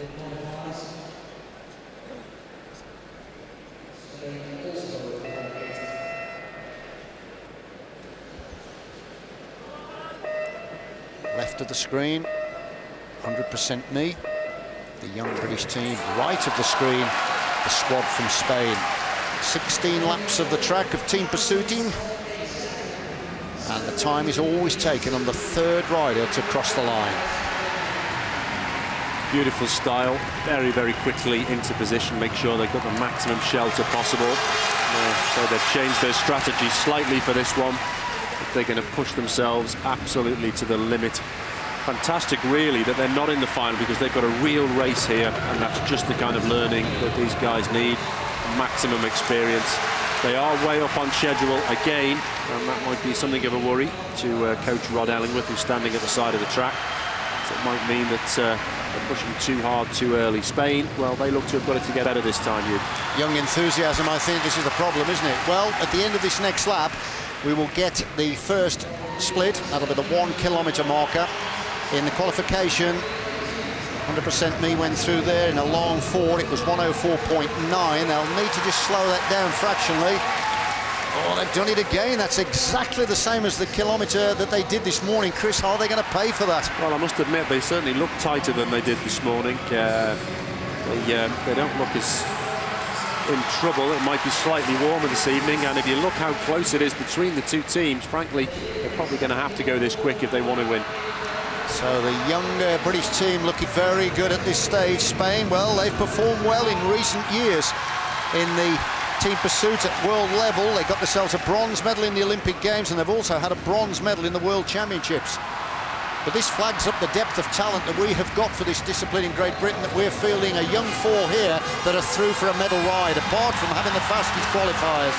Well, Spain have got a man in trouble there. He's just about managed to get onto the back, and the guys are looking good at the moment. 0.4 of a second in it. Spain are just about managing to hold on to this, but I honestly feel that this race is going to be won by the team who makes the least mistakes. 2:05.035 at the midway point. They're just fractionally quicker than the time this morning, Chris, so they're on the schedule of 4:08. They're looking good, and they're still up on their own schedule of the day, so but only just. I think they're doing a good job. They're slowly chipping away at Spain. 0.6 of a second in the lead now. Of course, it's all about beating the opponents here. It doesn't really matter about the time. That last kilometre for the young British team was 60.05, so that is flying. And they're looking good. They are looking very good. Well, this is Spain's weak man now, who's just hit the front, and that could be devastating if somebody slows it down, and when all the rest of the riders are getting tired and they can't pick the speed back up. Young Great Britain team are now down to 3 men, and dropping off the back is Andy Tennant again, just as he did this morning. Spain are also down to 3, so they're on the limit now. The two teams who've both lost a man. They're opening the gap, though. I think they're doing a good job. If they can just hold it together, I think they're going to win here. Over a second on Spain. It really is going to be who makes the least mistakes. Miguel Parra is the man that's dropped off the Spanish quartet. 3/4 distance, 3:05.377. They've got over a second advantage now on Spain, and that last kilometre, Chris, was 60.3. They're going well here. Fantastic time here. I think they're actually going to go quicker than they did this morning. They're still on schedule. It's going to be a sub 4 minutes 8 second ride here by the 100% me team, and Spain are really buckling under the pressure now. The young British team are coming into the finishing straight. A little bit more acceleration, they'll have Spain in their sights. Bell lap, and the crowd are really getting behind them now. Beautiful change there on the banking by the young British team. Coming up to the final left-hander here that'll line them up for the line, and the crowd are warming to this. Here they come, and what about that for a time? 4:05.554. What a fantastic position to be able to field literally junior young men in their teens here who can actually do times like that. That really says something for the future of British cycling.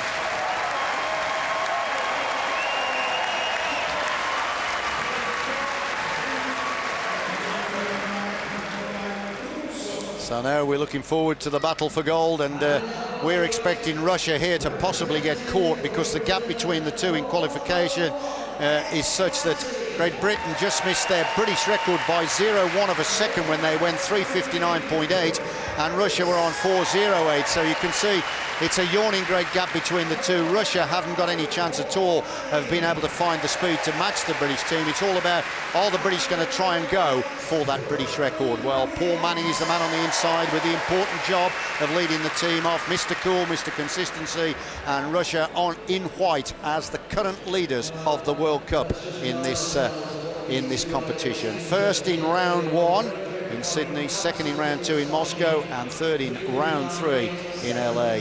I can tell you, Hugh, the start positions that the Russians are in is actually illegal, and the judges don't seem. The gap between the riders is actually stated, I think it's 1.5 meters maximum, and you can see the Russians there right up to the fence, and that means they've got all that rundown to get on the wheels, and I'm surprised none of the commissars have picked up on that one. I think you're right as well.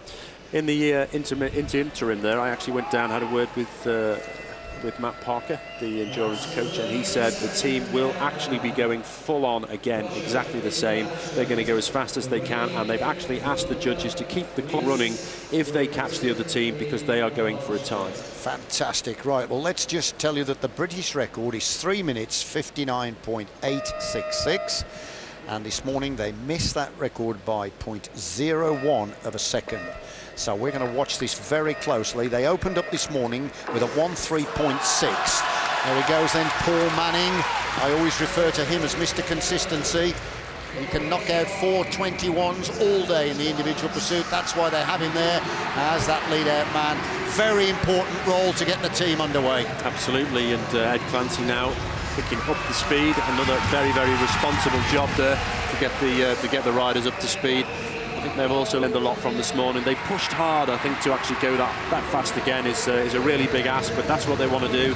They want to keep testing themselves in this World Cup to the absolute limit, find out where those fractures are going to occur, because they need to know this information before the World Championships. But they were happy with their performance. As you said earlier, Hugh, the fastest ever time by a team pursuit team alone on the track. And now they're actually after a time. Again, they're up on schedule, and they know if they start to tire, they're likely to run into the slipstream of the Russian team. In fact, their biggest challenge here might be actually getting over the top of the Russians without incident. I think you're right. Here we are then. This is the first kilometre. Well, it's not as quick as this morning. They were there in 1:03.6. They're just fractionally slower there on 1:04.2. So maybe it's a slightly different delivery here. I think it's a good thing, because I analysed the splits again between races, and they really went too fast in that second kilometre, 57.9 seconds, and they paid the price. So they're smoothing it out, and they should end up with a faster end goal. Well, the British record split at 2,000 metres when they set this in the Olympics. Round 1 in Athens was 2:02.58. So that's the next marker we're going to be looking at. But the Russians really are under pressure here now. Great Britain will have them in the sights very, very shortly. 9 laps remaining, so the next split will be the halfway marker to give us an idea if that British record is under pressure. Well, Shane Sutton, the coach at the side of the track, is indicating to them they are just ever so slightly behind the schedule, but pretty much on track for doing what they need to do. I personally think it's probably better to be this way round, so they have more energy towards the end of this race, and they're going to certainly get a lift when they get closer to the Russian team. Well, 2:02.719 it was at the 2,000 metre marker. The record 2:02.585. So they're within sight of it. Absolutely. I think really the last kilo wasn't good. They really slowed towards the last kilo, and if we see that not happening this time, then the overall time could be faster. Last kilometre was 58.4. Those teams are still intact, but now the British 4 have got Russia firmly in their sights.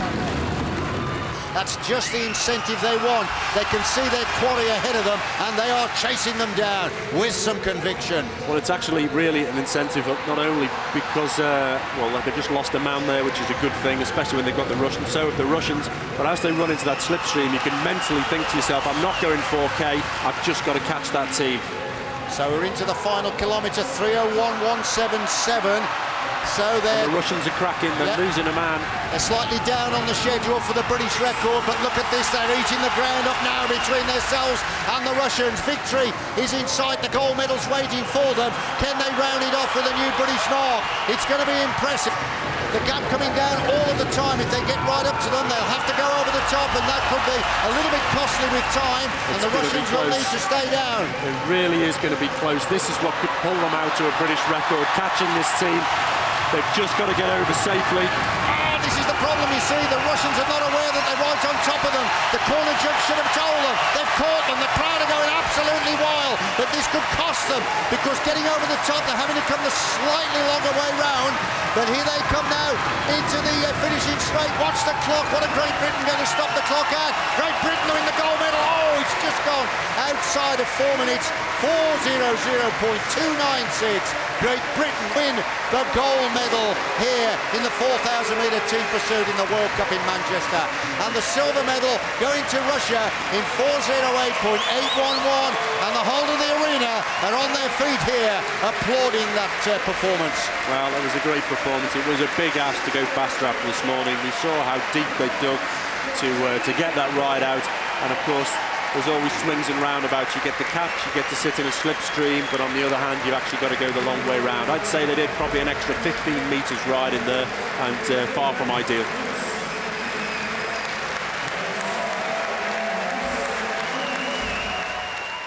I'm ecstatic about today, but the spoiled brat in me is still feeling sorry for himself that we didn't go under 4 minutes twice in one day, which would have been, unbelievable. But something that will go away, and we'll have to work on after the Worlds.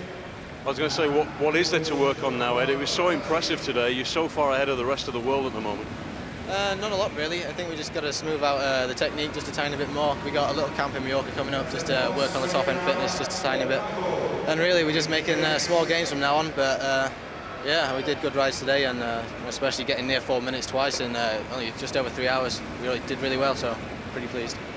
Were you aiming for a British record that second time out, and could you have got it but for catching the Russians? Yeah, I think so, really. We generally go a bit quicker in the evening ride of 2 teams on the track, and it's still warm in here and big crowd in there. So I think we probably lost a little bit in that last lap and a half, and the finish wasn't ideal with going a long way around the team. But it felt like a really accomplished, smooth ride on that one. So there's definitely more in the tank, and hopefully just build on today, really. Well, that's great to hear. I know Chris Boreman in commentary was saying that there are no egos in the team, Brad. It seems that everybody's pulling together. It's a fantastic team effort, great camaraderie. Yeah, and the team's been through a lot the last couple of weeks, and we seem to have really gelled well. Shane Sutton and Matt Parker are in charge now, and it seems to have been a good combination.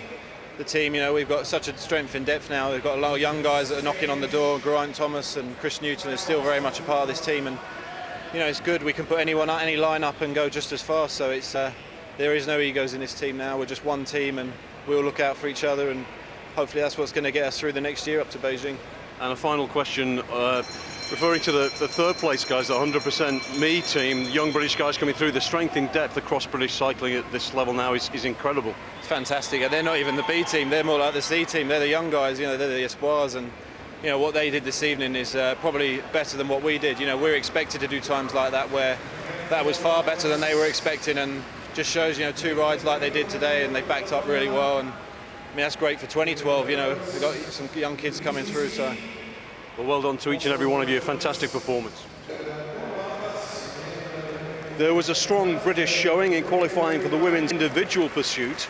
Wendy Hoovenhagel, representing the Science in Sport trade team, and Rebecca Romero, the Olympic rowing medalist turned cyclist, were the 2 fastest qualifiers and go head-to-head for gold in this last round of the World Cup.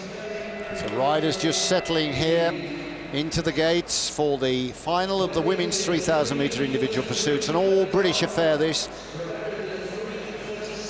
It's between, on the left of our screen, Wendy Hoovenhagel, the British champion and leader of the World Cup. She won the World Cup competition 12 months ago, and her opponent in the back straight, there she is, Rebecca Romero. And Romero is from a rowing background. A little bit more about her as this race gets underway. Hoovenhagel on the left. getting that gear wound up, and Romero on the right. Now, let me just tell you here that Hoefenagel in qualification this morning recorded the time of 3:33.788, which is almost a second faster than the British record that was held by Yvonne McGregor, who was a world champion and a bronze medal winner in the Olympic Games. She set that mark in the World Cup in Athens in '97, so it had been on the books for a long time, but Hoefenagel took a second off it and is now the new British record holder. But Romero, there she is, he's from a rowing background, and Romero actually won a silver medal in the quad sculls in Athens, and she was a world champion also for rowing in Japan in 2005. Forced to retire from rowing, actually, from a recurring back problem, so she's turned to bike riding, and it's our game. I think she's still improving, whereas Hoefenagel as well is exactly the same. So we've got two talented pursuiters here from the women's discipline. Very different the way they ride as well. We've got Romero, is really, really aggressive rider. She rides on passion and she starts fast. You get Wendy Hoefenagel, well, one of her biggest challenges is to really make sure that she gets it all out, particularly in the middle part of the race. But she's confident here. She's already posted a fantastic time. I'm sure she's still on a high from that. 1:13.149 for Hoefenagel. She's inside schedule from this morning. And if you're a little bit confused by the fact that Hoefenagel is riding in that all-white livery, that is a World Cup leaders strip, and that's what they wear when they are the leaders of the competition. She's going to win this for the second time because she's got 22 points. She was second in round one, and that took place down in Sydney, and then she was first in Moscow in round two. So Hoefenagel, successful defence of the World Cup here, but it's just all about can she go quicker than that British record set this morning. Looking good. A bitter struggle between these two. Well, it was a good fight this morning, wasn't it, Chris? It was, and actually I think it's a little bit closer now. It's still less than a second. Rebecca Romero has backed off her first kilometre, not quite as hard as she went this morning, and that's probably no bad thing, adding a little bit of control to the way she normally rides. And we ought to flag up the qualification time of Romero this morning as well, because that was 3:36.684, lifetime best for her. So we've got two talented individual pursuiters here now on the scene, but it's almost a second the advantage for Hoefenagel, and I must admit his former RAF squadron leader is looking pretty strong here. The 2 kilometre split, 2:24.281, so it's just outside that British record that she set this morning, so just slowing a little, but she seems to have measure of Romero. Well, both riders probably a little bit fatigued from this morning. They've come on leaps and bounds over the last 12 months under the guidance of Coach Dan Hunt, who's at the side of the track now, conveying information to Wendy, and I'm sure he's really pleased with the day's events. It's one lap to go. Bell for Hoefenagel, and this will be her second win in the World Cup Series. This will add to the victory she had in Moscow in round two. Hoefenagel then coming into the finishing straight to win the gold medal for the women's 3,000 metre individual pursuit, 3:35.294. A very good time there by Hoefenagel, and Romero collecting the silver in 3:39.143.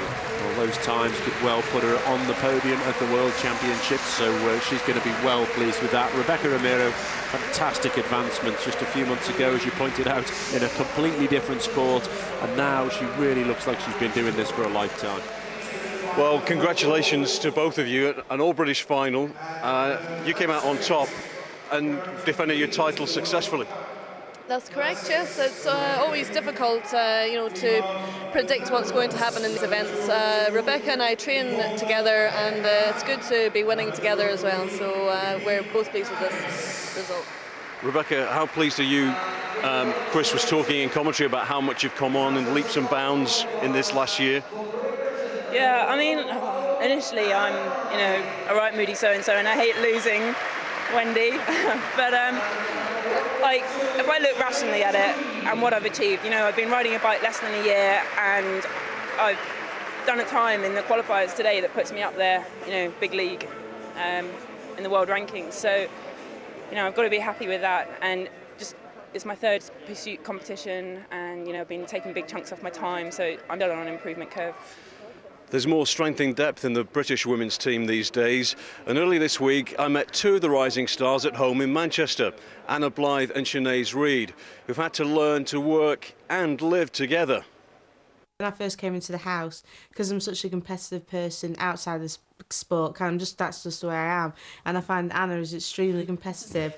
I just thought we just clashed a little bit at the start, and I had to take like a back step from Anna at times. And then we just clicked, and we really helped each other through the hard days. So it was really good in the end. Now, normally young women your age would have all kinds of outside interests, outside distractions. How difficult is it for you to keep on the straight and narrow, if you like? We've become very focused since we've moved on to this thing, and what we want is to get as far as we can, to the Olympics, hopefully win. And so that sort of you weigh that up with going out and getting drunk and everything. And Sinead, I take it you've got to be a little bit more disciplined. Oh no. No, I say that I'm 18 and I'm young, and you should you're an athlete, that's fine. But obviously you want to go out, you want to socialise with your friends. Every 3-4 weeks, I'll maybe go home and I will go out and enjoy myself, because I think that's what you have to do as an 18-year-old girl. You should experience everything and not look back on your life and think, oh, I wish I did this and I wish I did that. What's it going to mean for you to be a part of what's going on this week? Oh, it's going to be brilliant. Riding in front of a big crowd, full stop, is just going to be amazing. And then riding for our country against other countries in our own country, and then, together as well. I think it's going to be, I'm really looking forward to it. And Sinead, you must be equally excited. For me, I've never done a track race in my life, so I did little bits here and there, but never really got on with the track. I much preferred BMX. It's such an extreme sport. So for me, it's I'm nervous, but in a really, really positive way, because I've never done it before and I don't really know what to expect and what happens at a track race. So I'm really looking forward to it. So, Victoria, what chances have we got in this? We've got a young team, haven't we? We have, but they've shown a lot of talent so far, and in training I've seen they look very strong, so I think we can look forward to a really good result from them today. And Sinead Reid, of course, is a BMX specialist, so she's going to be very quick out of the gate. Awesome power. I train with her quite often, and in the gym she's so powerful, and if she can just get that on the track bike, I think we're in with a very good chance. Her opponents in the back straight are Renata Dabrowski of Poland and Magdalena Sara. So we have an opportunity here for the Brits to make it through into the final. British team on the left of our screen, starting in the home straight, Poland in the back straight. Good start by Reid. Both quite good starts there, both quite straight. So Anna will be just trying to tight on that wheel, not too close. So coming up to complete the opening lap. Let's have a look at this, it's close. Great Britain are ahead. That'll be a PB for Sinead there for the first lap. 19.259, so quick start by Sinead Reid. Now it's Anna Blythe, who broke the record, or broke her own PB for 500 this morning. Let's have a look at the time. Time to beat, 34.851. They've done it. They are the new leaders, the young British pair. Phenomenal time there, 33. They'll be really, really happy with that. So, Great Britain go into the lead here, 33.802. Well, Australia were 33.966 in the qualification, and France were 34.8, so really there's nothing to choose between them here. 0.04 of a second on paper, so we should have quite a needle match. Should be good. So let's just see the start out of the gate. Obviously the Australian, Christine Bailey, from, as I said, that BMX background, she'll be getting the snap out of the gate, because BMX is all about when that grid goes down, they have to get the leg speed high to get the front position. So Victoria watching this with a great deal of interest. Both very strong starts there. You can see they're both really pumping those pedals round. So the opening lap for Australia was 19.675, and France were fractionally quicker on 19.869. So coming up here for the change, the front rider will peel off, leaving the final 250 metres to be ridden here by Mears of Australia, and it's Australia with the advantage over France. I think they had a slightly cleaner changeover there, which has given them the advantage. So Australia going to take this. They take it. Bronze medal goes to Australia with a winning time of 33.948. So that's very close to the time that Great Britain set this morning, which is the fastest time ever over 500 metres, the 2-lap time trial in team sprinting for women. So Australia win the bronze medal with that impressive time, 33.948. Well, we're into the 30-second countdown. And let me tell you, it will be Sinead Reid leading out of the gate for Great Britain, and Willie Canis from the Netherlands. There she, well, no, that's Hagenaar actually. Canis will lead out for the Netherlands. So there's going to be explosive starts by both these riders, as they're both world BMX champions. So this is Great Britain versus the Netherlands, who are the World Cup leaders, and this is the race for gold and silver. That was a clean start there, so let's hope that they can get going, and Great Britain haven't too much there. So Sinead Reid getting that gear wound up in the back straight. Canis getting the gear wound up for the Netherlands. And it's full on now. This is the contest for gold and silver. Coming for the changeover. The riders peel off and allow them to continue into the closing lap. And it's the Netherlands that have got the better of Great Britain in the opening lap. There's work to do here for young Anna Blythe. Can she close down on Yvonne Hagenaar of the Netherlands? I think the answer is no. Sadly, it looks like Holland are going to take it. The Netherlands take it in a time of 33.966. Not as fast as the world best mark set by Great Britain in the qualification heats, but Great Britain are pushed into silver medal position there with a closing time of 34.294. Well, congratulations to you both. Sinead, your first competitive track race in an environment like this, and you come away with a medal. Give me your reaction. I think after the first round it was like such an amazing time we set, so I thought, oh my god, like this, we could actually have it here. I thought we were going to go for the gold. But me being new to the sport, I wasn't sure what everything, all the signals meant, and when I was so much in the zone in the final race, I didn't even hear the gunshots go off, so it was just a massive mistake. But I think you can learn so much from it coming to the World Championships. Yeah, and it was really difficult then for Sinead to come out and put you back in the kind of position you were in the original race. Yeah, definitely. I mean, she'd just done a full-on standing lap, and to do that again within 5 minutes is, asking a lot. So, Sinead's really pulled out a ride this afternoon. But what a weekend it's been for you, Anna. A couple of medals, and Sinead, we were talking earlier in the week about the potential from you two housemates, and now it's borne fruit already. Yeah, I mean, definitely. We was talking, but we never ever imagined we was going to set that kind of time, so it's just been amazing. It's been really experience for me. Yeah, I'll second that. Well done to you both. It's been tremendous to watch. Cheers. Thanks very much. Thanks. Drop Rob Hales into a Madison race and the sparks tend to fly. He's had his fair share of crashes. This weekend he's meant to be teaching Geraint Thomas the ropes in this two-man event. I'm not entirely sure that's such a great idea. Well, basically, there's two riders in each team. One person's always racing at the bottom of the track, and when you lap your teammate, he comes down, you do a change together, and then the person who's just been racing obviously goes to the top of the track, rests. You're changing all the time through the race, and then on top of that, you've got sprints then every 20 laps. It's 40k altogether, 160 laps, so there's about 8 sprints. It's just like a points race, except there's 2 of you. And Rob, there can be amid all that all kinds of carnage, as you've discovered over the years. Rob Hales has got to get through. They missed the change there. There's a crash. Oh my goodness me. Hales has gone down. The world champions have gone down. Tremendous crash. Often, yeah. Unfortunately, I seem to have been in the middle of most of it whenever it happens. Unfortunately, normally at an Olympic Games, but that's one of the reasons why I love the event. Is anything can happen, and the best way to see it is to come and see it live, because for me it's an unbelievable event. A world-class Madison is just a sight to behold. But yeah, anything can happen, and often does. But Geraint, what's it like for you as a relatively inexperienced rider, having somebody like Rob who's been there and done it so many times, and is such an experienced endurance rider? Well, yeah, it's a great opportunity. I've been told I was riding it a few months ago, and it's all I've been waiting to do, really. Just been really looking forward to it, and obviously Rob's got so much experience. He's ridden 3 Olympic Games now and numerous World Championships. Just need to try and learn as much off him as I can. We wish you well for it, and stay safe. Thank you. Yes. Success. Cheers. Thanks.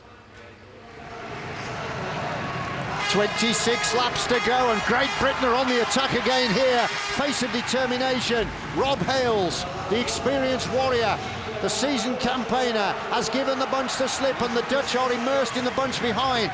Now that he's coming up to Geraint Thomas, he's beginning to tire a little bit here. Thomas can't come to him quick enough. He's waiting to relay the fresh legs in of Geraint Thomas. And 25 laps to go. There's still time enough to gain the lap. Oh, that was a weary change. Hale's beginning to tire. But the good thing is, so is everybody else. The rest of the field is also getting tired. The finish is in sight. 25 laps, 24 laps still remaining. They have got a good shout here, and the crowd's getting behind them. 24 laps to go. But the Netherlands are leading the field. They're a lap clear of everybody else, but they trail Great Britain by 5 points. So if Great Britain could take this lap, then they would be the new leaders. It is feasible, but everybody's carrying tired legs now. And Argentina have burst out of the peloton, and that could spoil the party for Great Britain, because Russia are hanging on to the coattails of Argentina, and the Dutch are profiting from this, going with Russia. This is going to spoil it for Great Britain. Well, are they going to hang on for this sprint? It's getting quick behind them. They may just hold out and get another 5 points. I think they're probably going to do that, but it's going to be close. Coming up to 20 laps to go, and Great Britain are going to pick up 5 points here to take their tally to 15. But the problem is they are trailing the Netherlands by 1 lap, and it's getting very near to the finish. So Great Britain pick up the 5, very close behind for the 3 and the 2. Russia were in hunt there, and the Czech Republic. That was a tired change. Geraint Thomas now out of the saddle, stretching his legs and trying to pick up the pace. 5 for Hales. America take the 3, and we'll see Russia coming through here to collect points, which is going to help them, because Russia are at the moment lying 3rd in the race. There they are. Russia just about get the 2, and the Czech Republic get the 1. So what that'll mean then, when that is moved forward, it'll mean that the points, Great Britain have got 15 in 2nd position. There's the result of the sprint confirmed. They're showing Italy actually as getting the 1, but I think that was the Czech Republic. But they're not in the hunt either country, so it won't make any difference. So 17 laps to go in this 160-lap Madison, and the overall situation is intriguing. The Netherlands are leading because they are 1 lap ahead of the field. Great Britain with the biggest points tally, 15 are lying 2nd, and Russia in the bronze medal position with 13. And the young British team, 100% Me, showing a lot of experienced teams here the way around the track, lying 4th.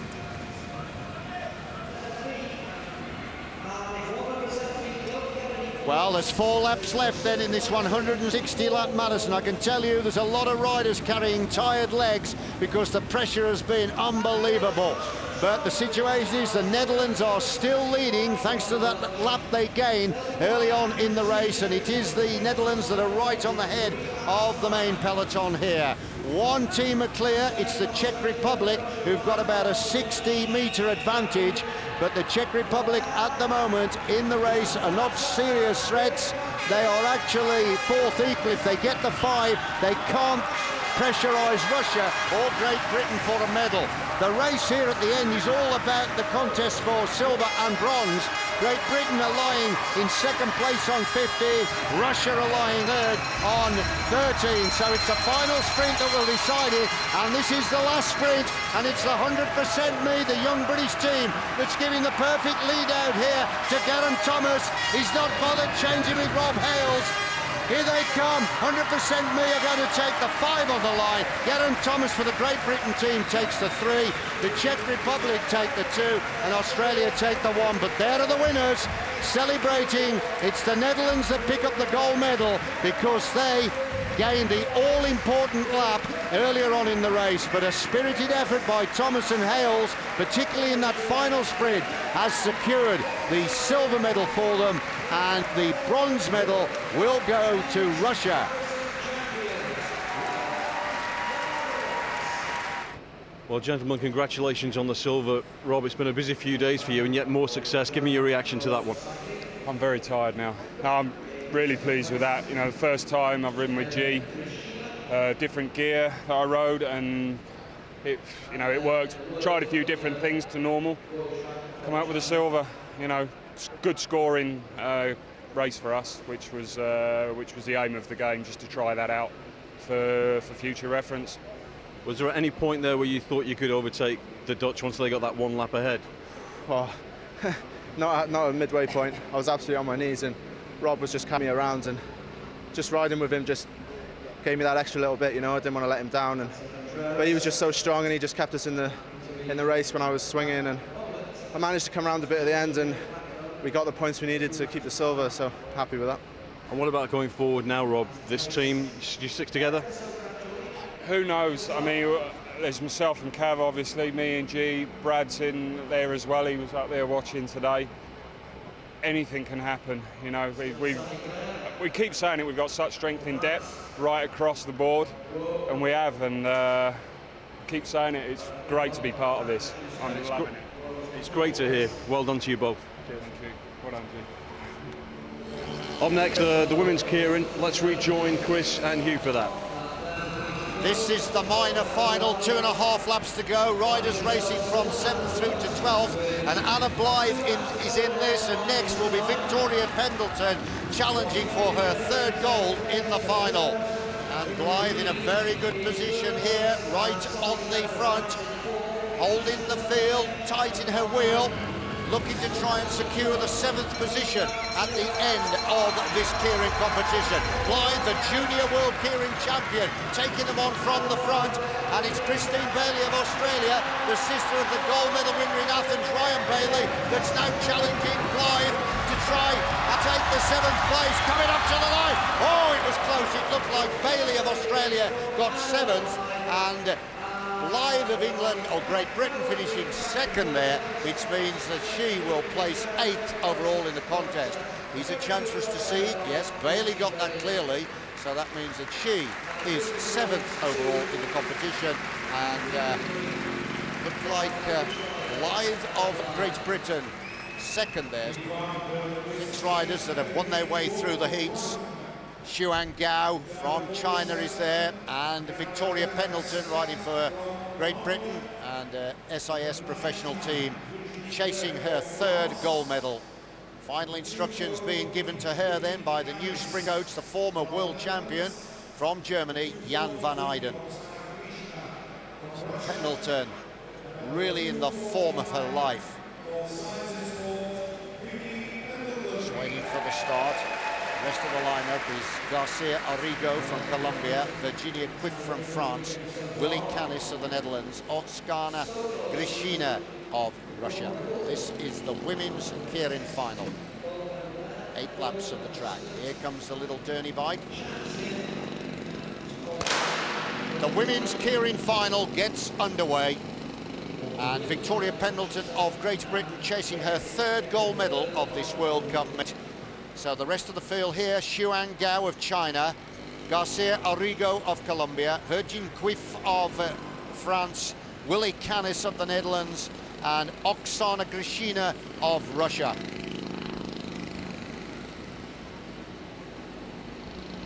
Pendleton set the boards alight here in the sprint competition, and then continued her good form with a lifetime best and British record in the 500-metre time trial. So if Pendleton could win this, it'll be her 3rd gold of the World Cup, and that will send her away to the World Championships in Mallorca with very, very high morale indeed. So just lying low at the moment in the string, and right at the back from the Netherlands is Willy Canis, the senior elite world BMX champion. Some experienced competitors in here as well. Grishina of Russia is in here, the oldest competitor in the race at 38. She's got a sack full of medals from her career over the years, bronze medals and silvers from the World Championships. She also won herself a silver in the Olympic sprint. So Pendleton sitting there in the last but one position, and in her wheel is Canis of the Netherlands. 5 more laps to go. She improves with every ride. Pendleton looking good. Gao will celebrate her 21st birthday tomorrow, the Chinese competitor, so to win this, that would be a wonderful birthday present.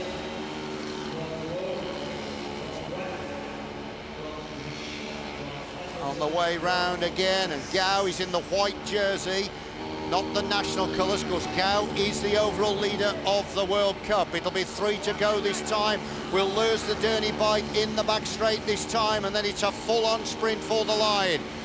No change in the formation. They're beginning to ease back slightly now. So we lose a little pacing bike. Gao is in second position. Quick for France is third. And at the moment, Pendleton is sitting there in fifth spot. 2 laps to go now. Pace being lifted gently at the front. And it's being raised on the front there by Garcia Arrego of Colombia. 24 years of age. Now the pressure being mounted. Gao, the overall World Cup leader. 5 times the World Junior champion. Coming up to the front here. Pendleton's got her wheel. Absolutely perfectly poised. This is the right tactic for Pendleton. She loves to come off a wheel, and Pendleton is inspired here.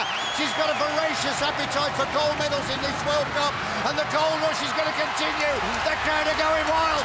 Yes, Pendleton nails her 3rd gold medal here by winning the women's keirin. What a sensational ride. Victoria Pendleton wins the women's keirin.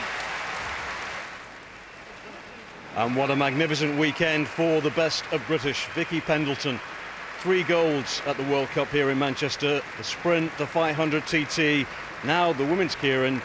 And it really couldn't get much better, you'd imagine. She's very familiar with that place on the rostrum.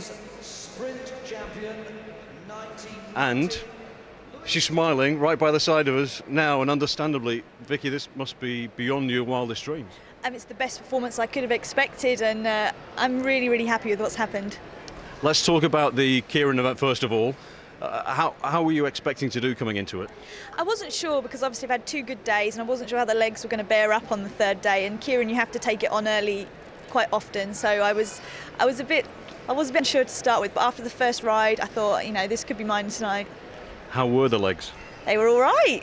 I'm really, really happy. I've never quite had form like this, and not lasted 3 days either, so I'm really, really pleased. So is that a good thing or a bad thing? So you're questioning now where that has come from, and you're trying to work out that magic formula, or inherently do you know? Believe me, I'm going to be doing the same training. I'm not going to change a thing. Now take us through it step by step now.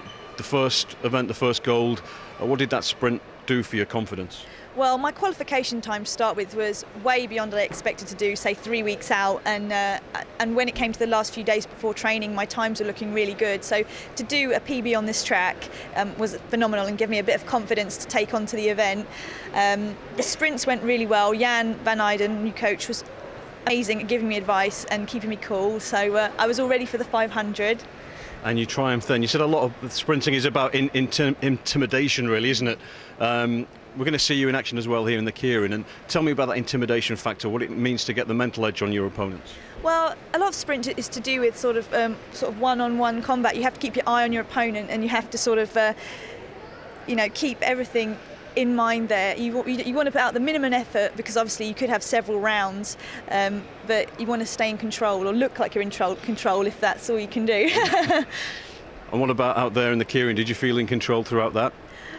Actually, it went really well. I did feel quite confident, and I knew that last race I was just going to let everything go, just trying to spend everything I've got left this weekend to get that hat-trick. You've got the hat-trick. Congratulations. It's been a marvellous weekend, and it's been our pleasure here watching you do it. Thank you very much. Thank you. So well done to Vicky Pendleton. Other British success, of course. There's been so much this weekend, and Hugh can take us through yet more at a medal ceremony. So Great Britain, the winners here of the team sprint, with some very, very impressive times.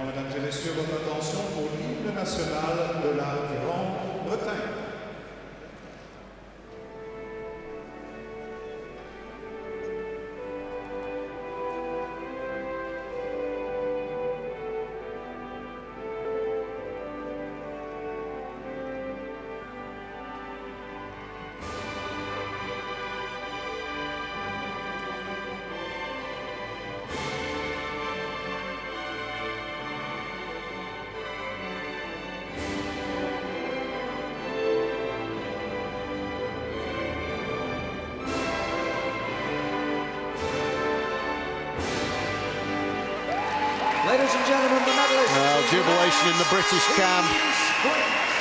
Morale is sky high, and these three riders could well be representing Great Britain in the World Championships in Mallorca in 5 weeks' time.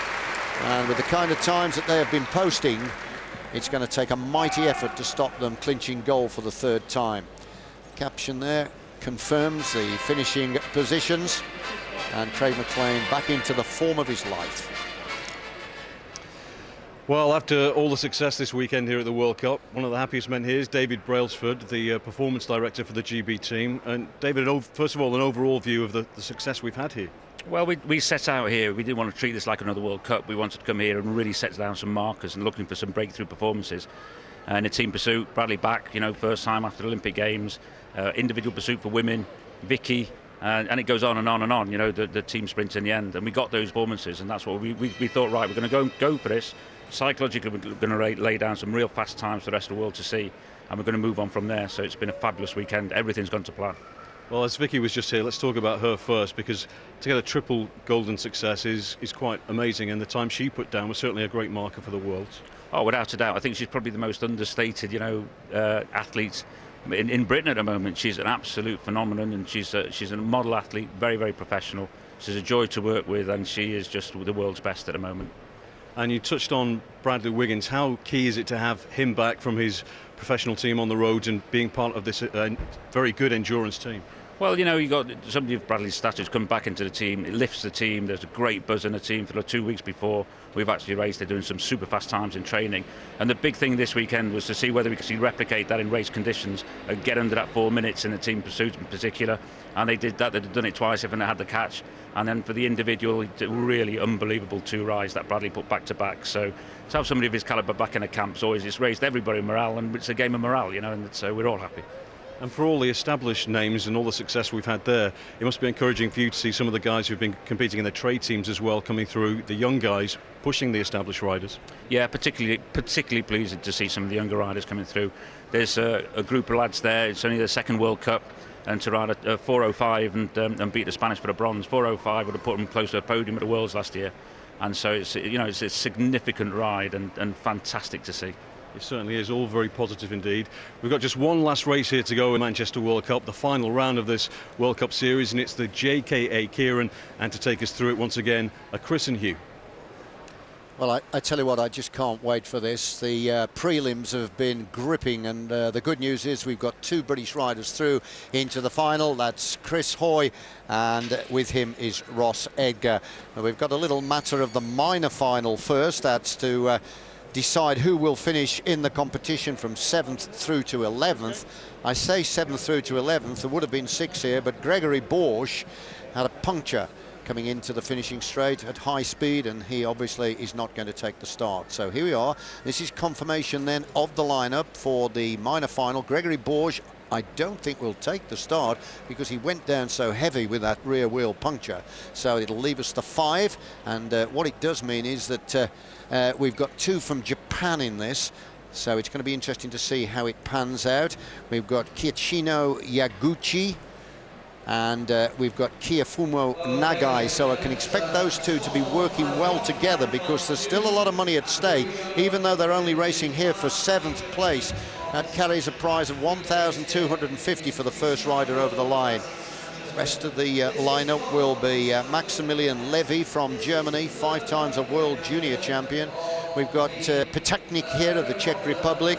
And the guy here just lining up, he's a very talented rider as well. He's from Malaysia, Josiah Ung. And John Beasley's the big fella there that coaches him from Australia.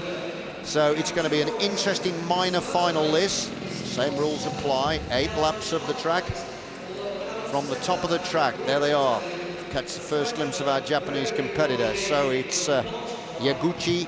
Then we come to Levy of Germany. There he is, youngster, but big future ahead of him. From the Czech Republic, it's Adam Petaknik. And at the side of Petaknik, it's Josiah Ung from Malaysia, a former World Cup winner for the Keirin. And the other Japanese competitor here, Kifumi Nagai.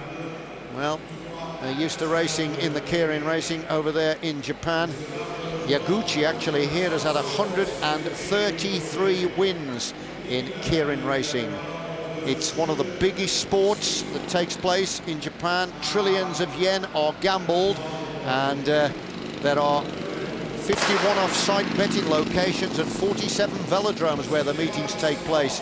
And the tracks over in Japan are actually totally different to this. They're probably twice as big and not as steep with longer finishing straights. So this actually gives us a different style of racing for the Kirin. So what happens here is you're watching Kirin racing for the first time. That little Derny bike at the front will raise the tempo gently to a maximum of 50 kilometers per hour. It'll swing off the track with 2.5 laps to go.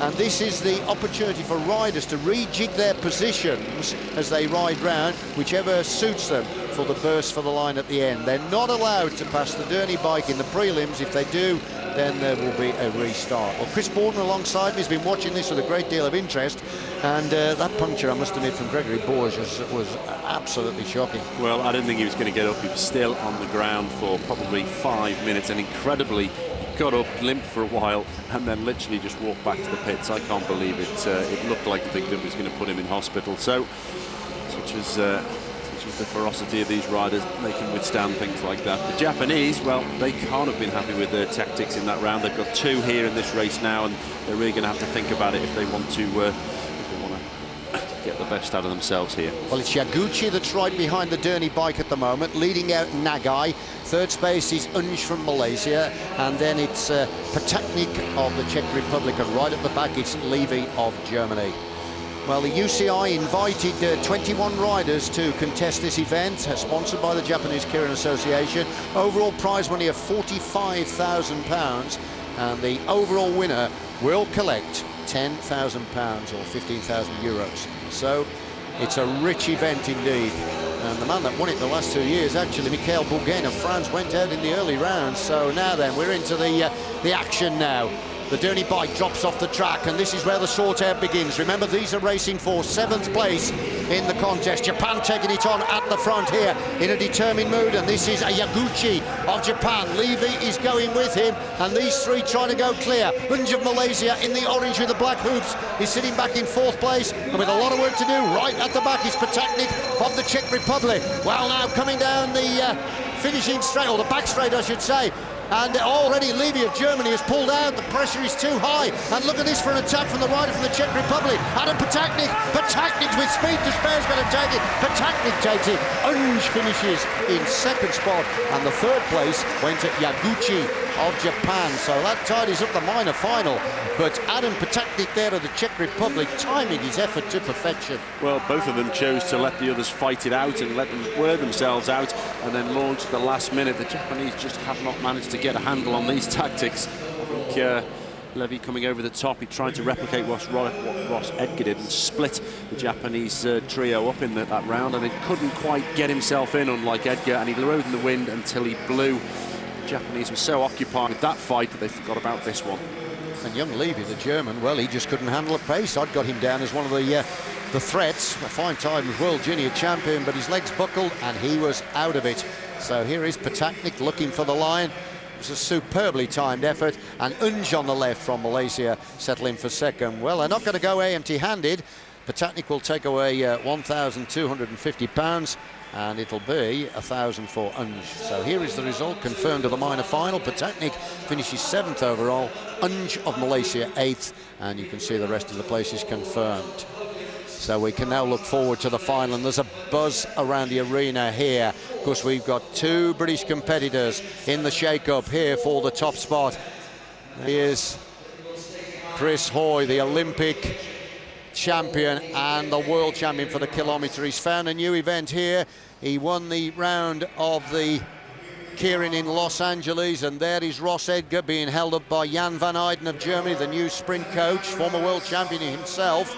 And I can confirm the full lineup here then. Narita of Japan, Edgar of Great Britain, Vinokurov of Ukraine, Hoy of Great Britain, Mulder of the Netherlands, and Perkins from Australia. It is a juicy shake-up, this one. And I tell you what, Perkins is the man for the fireworks. He went down the inside on the green to win the Kirin in the World Cup. 6 riders ended up on the floor. Well, 2 managed to stay standing. So here is the lineup from the top. This is Vinokurov, former European Kirin champion. He's on the outside. Next to him, representing Japan, is Kazuri Narita, 28 today, 63 victories in Kirin racing. At the side of Narita, the big fella, Chris Hoy from Great Britain. Gold medal in his pocket already from the team sprint this afternoon. At the side of Chris Hoy, almost dwarfed here by the big powerhouse of Hoy, is Ross Edgar. He might be small, but believe me, he can punch well above his weight. And right on the inside, the fiery Aussie, Shane Perkins, who takes no prisoners at all. And as far as he's concerned, the whole of the track, green, blue, all the boards, is for him to use. And there on the inside, the Dutchman Teun Mulder, another speedy man behind the Derny bike, and the former world Kirin champion back in 2005 in Los Angeles. So a hush now in the arena. We're just waiting for the little Derny bike to start up. You'll hear it just ticking away as it comes round. Prize list here, £10,000, 15,000 euros for the winner, 8,000 second, 12,000, and then we go down to sixth, and it's still 1,750. Well, here it is, the little Derny pacing bike. Because they pedal with this, and the gearing is set such that the tempo just lifts gradually, and it doesn't make the rider's legs blow. They just go with the tempo. And just to repeat my comments from the minor final, this is the opportunity for riders to get the positions they want. You can see immediately Chris Hoy wanted the front spot, and he's got it. I don't know if he'd have been happy to sit in the wheels, but he's decided he wants to be behind the Derny. Absolutely, Chris. Edgar is deciding to move up as well. Tell you what, you watch this fella. He can go. The crowd have noticed that. He was fifth in the Olympic Games in the sprint, and he's been knocking on the door for a long time in the Kirin racing. He's always there. He's made the minor finals on several occasions. So the British pairing here look as though they're going to race to a game plan. That's very, very sensible. For a long time in the Kirin racing, he's always there. He's made the minor finals on several occasions. So the British pairing here look as well. I really don't know who's going to come out on top. Well, we'll soon find out. It's going to be interesting whether Hoy is going to lead Edgar out. I don't know, but they've got to keep an eye out for Mulder in the orange from the Netherlands. As I said, a former world champion, and he is quick. So they don't want to get caught napping. Hoy got caught napping by Tunon in the sprint, and Tunon got over him, and he couldn't get back on terms. You can just hear the drone of the engine now getting a little louder, which tells us the speed is increasing. It's 4 to go this time. And I tell you what, the hair on the back of my neck is standing up because there's going to be an almighty charge for the line here for this big prize. Sponsored by the Japanese Kirin Association. And these are the 6 that have made it through to the final from the hand-picked 21 by the UCI that started out in the competition. 3 to go this time. They'll drop into the well of the track, and then it's a total free-for-all for the line. Hoy still on the front. Vinokurov is lifting the pace in the pale blue and yellow for the Ukraine. And Hoy has spotted it, so he lifts the tempo, and he feathers the throttle, picks up the pace. Hoy on the front with 2 laps to go. Edgar's giving him a little bit of daylight. That's good. Mulder's going to have to get round Edgar and bridge the gap to Hoy. Wow, Chris Hoy's looking good. It's got to be the bell this time. On the line will be 15,000 euros. Around 10,000 out of Chris Hoy has got about 8 lengths advantage. Mulder has seen the danger, and he's now trying to come round Edgar, but he's got it. The Olympic kilometre champion's got this. What a popular victory. Up to the line. Hoy takes it. Mulder second, Edgar third. Well, they rode brilliantly, the British. That's the way to do it. Control the field. Control the field. The British tamed the opposition and conquered the challenge. And Chris Hoy wins the Japanese Association Kirin here. And the 15,000 euros first prize. It was a clinical display of tactical excellence. Edgar did a marvellous job just allowing the gap to develop. Mulder didn't twig it, and when he did, he couldn't get round on terms. He did finally to get second, but Edgar had won, and it was already over because Hoy had got the top prize. Great riding there by the Scots, who were both members, of course, of the gold medal winning team that clinched gold in Melbourne in the Commonwealth Games, and they both clinched sixth place. The former European champion from the Ukraine was Andrei Vinokurov. Well, it was worth waiting for. I was tingling here with excitement at the thought of it, and I really did enjoy it. And at the end of the day, for me, the result was right. Chris Hoy has the last say.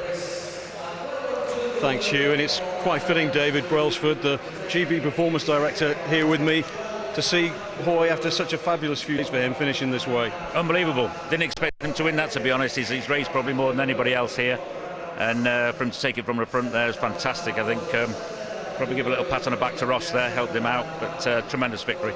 You can see him down there celebrating with the backroom staff, and you've been telling me how important the backroom staff are. You know, you've got a great team of riders, but the people behind them make a difference too. Yeah, I think they deserve a mention, to be honest. You know, we've set ourselves the task of being the best backup team in the world, not just in Britain but in the world. And in order to do that, you know, all the staff work very, very hard to be the best that they can be. And every day they get up and see how they can better themselves. And it's a fantastic team that we're putting together here. And it's a joy to work with them, and it's a joy to be the leader of that team. And credit to them and credit to the riders, you know. There's one notable absence this weekend, Mark Cavendish. Where is he, and where does he stand in the whole World Championship picture and beyond? Well, Mark's gone on to the professional team, T-Mobile, and so we decided with Mark, in agreement with him, that he'd missed this World Cup, he'd missed the World Championships this year, and he'd get a full season on the road, and then we'd bring him back in for next winter's World Cups, the Worlds, and then the Olympics. So he's out on the road, working hard, and hopefully building up his endurance base. That'll put him, you know, when he comes back in with a sprint, it would make him really complete as a track rider, and pretty much unstoppable, we reckon. And how much is this a stepping stone to the Worlds, and how much to Beijing beyond that? Well, it's all about Beijing, to be honest, and you know, like I said earlier, you know, it was about putting some markers down in the sand psychologically, trying to work on the opposition. You know, to go sub 4 minutes in a team pursuit is really, really important for us, and it's all about Beijing. And we'll work hard on that, and I think we'll be there or thereabouts in Beijing, no doubt. We saw some of the backroom staff there, key coaches, and Chris warming down. Yeah. I mean, there's two guys there, Ian, who's a sprint coach, and if you like, my right-hand man there, Shane Sutton, an absolute inspiration to me. He's a great bloke, and he really is the backbone of the performance side of the team now. And you wouldn't want to go to battle with anybody else. It might be a little bit invidious of me, but I think the way Bradley Wiggins performed both in the team pursuit and the individual pursuit back after 2.5 years on the track, he's worth another mention. And going forward, to have him in the team must be a great boost for everybody. Absolutely, you know, but I think the interesting thing there is that there's more in Bradley, we believe, and you know, it's great to have him back in the family, great to see him racing on the track again, but I think when we get around to Beijing, he can go even quicker, and you know, it's in there, so we'll be working with him to make sure that we can optimise that. Well, congratulations to you and all the team on the fabulous success of your matches. Tremendous, yeah, you know, absolutely. Doesn't get any better, really. Thanks very much. Thank you, David.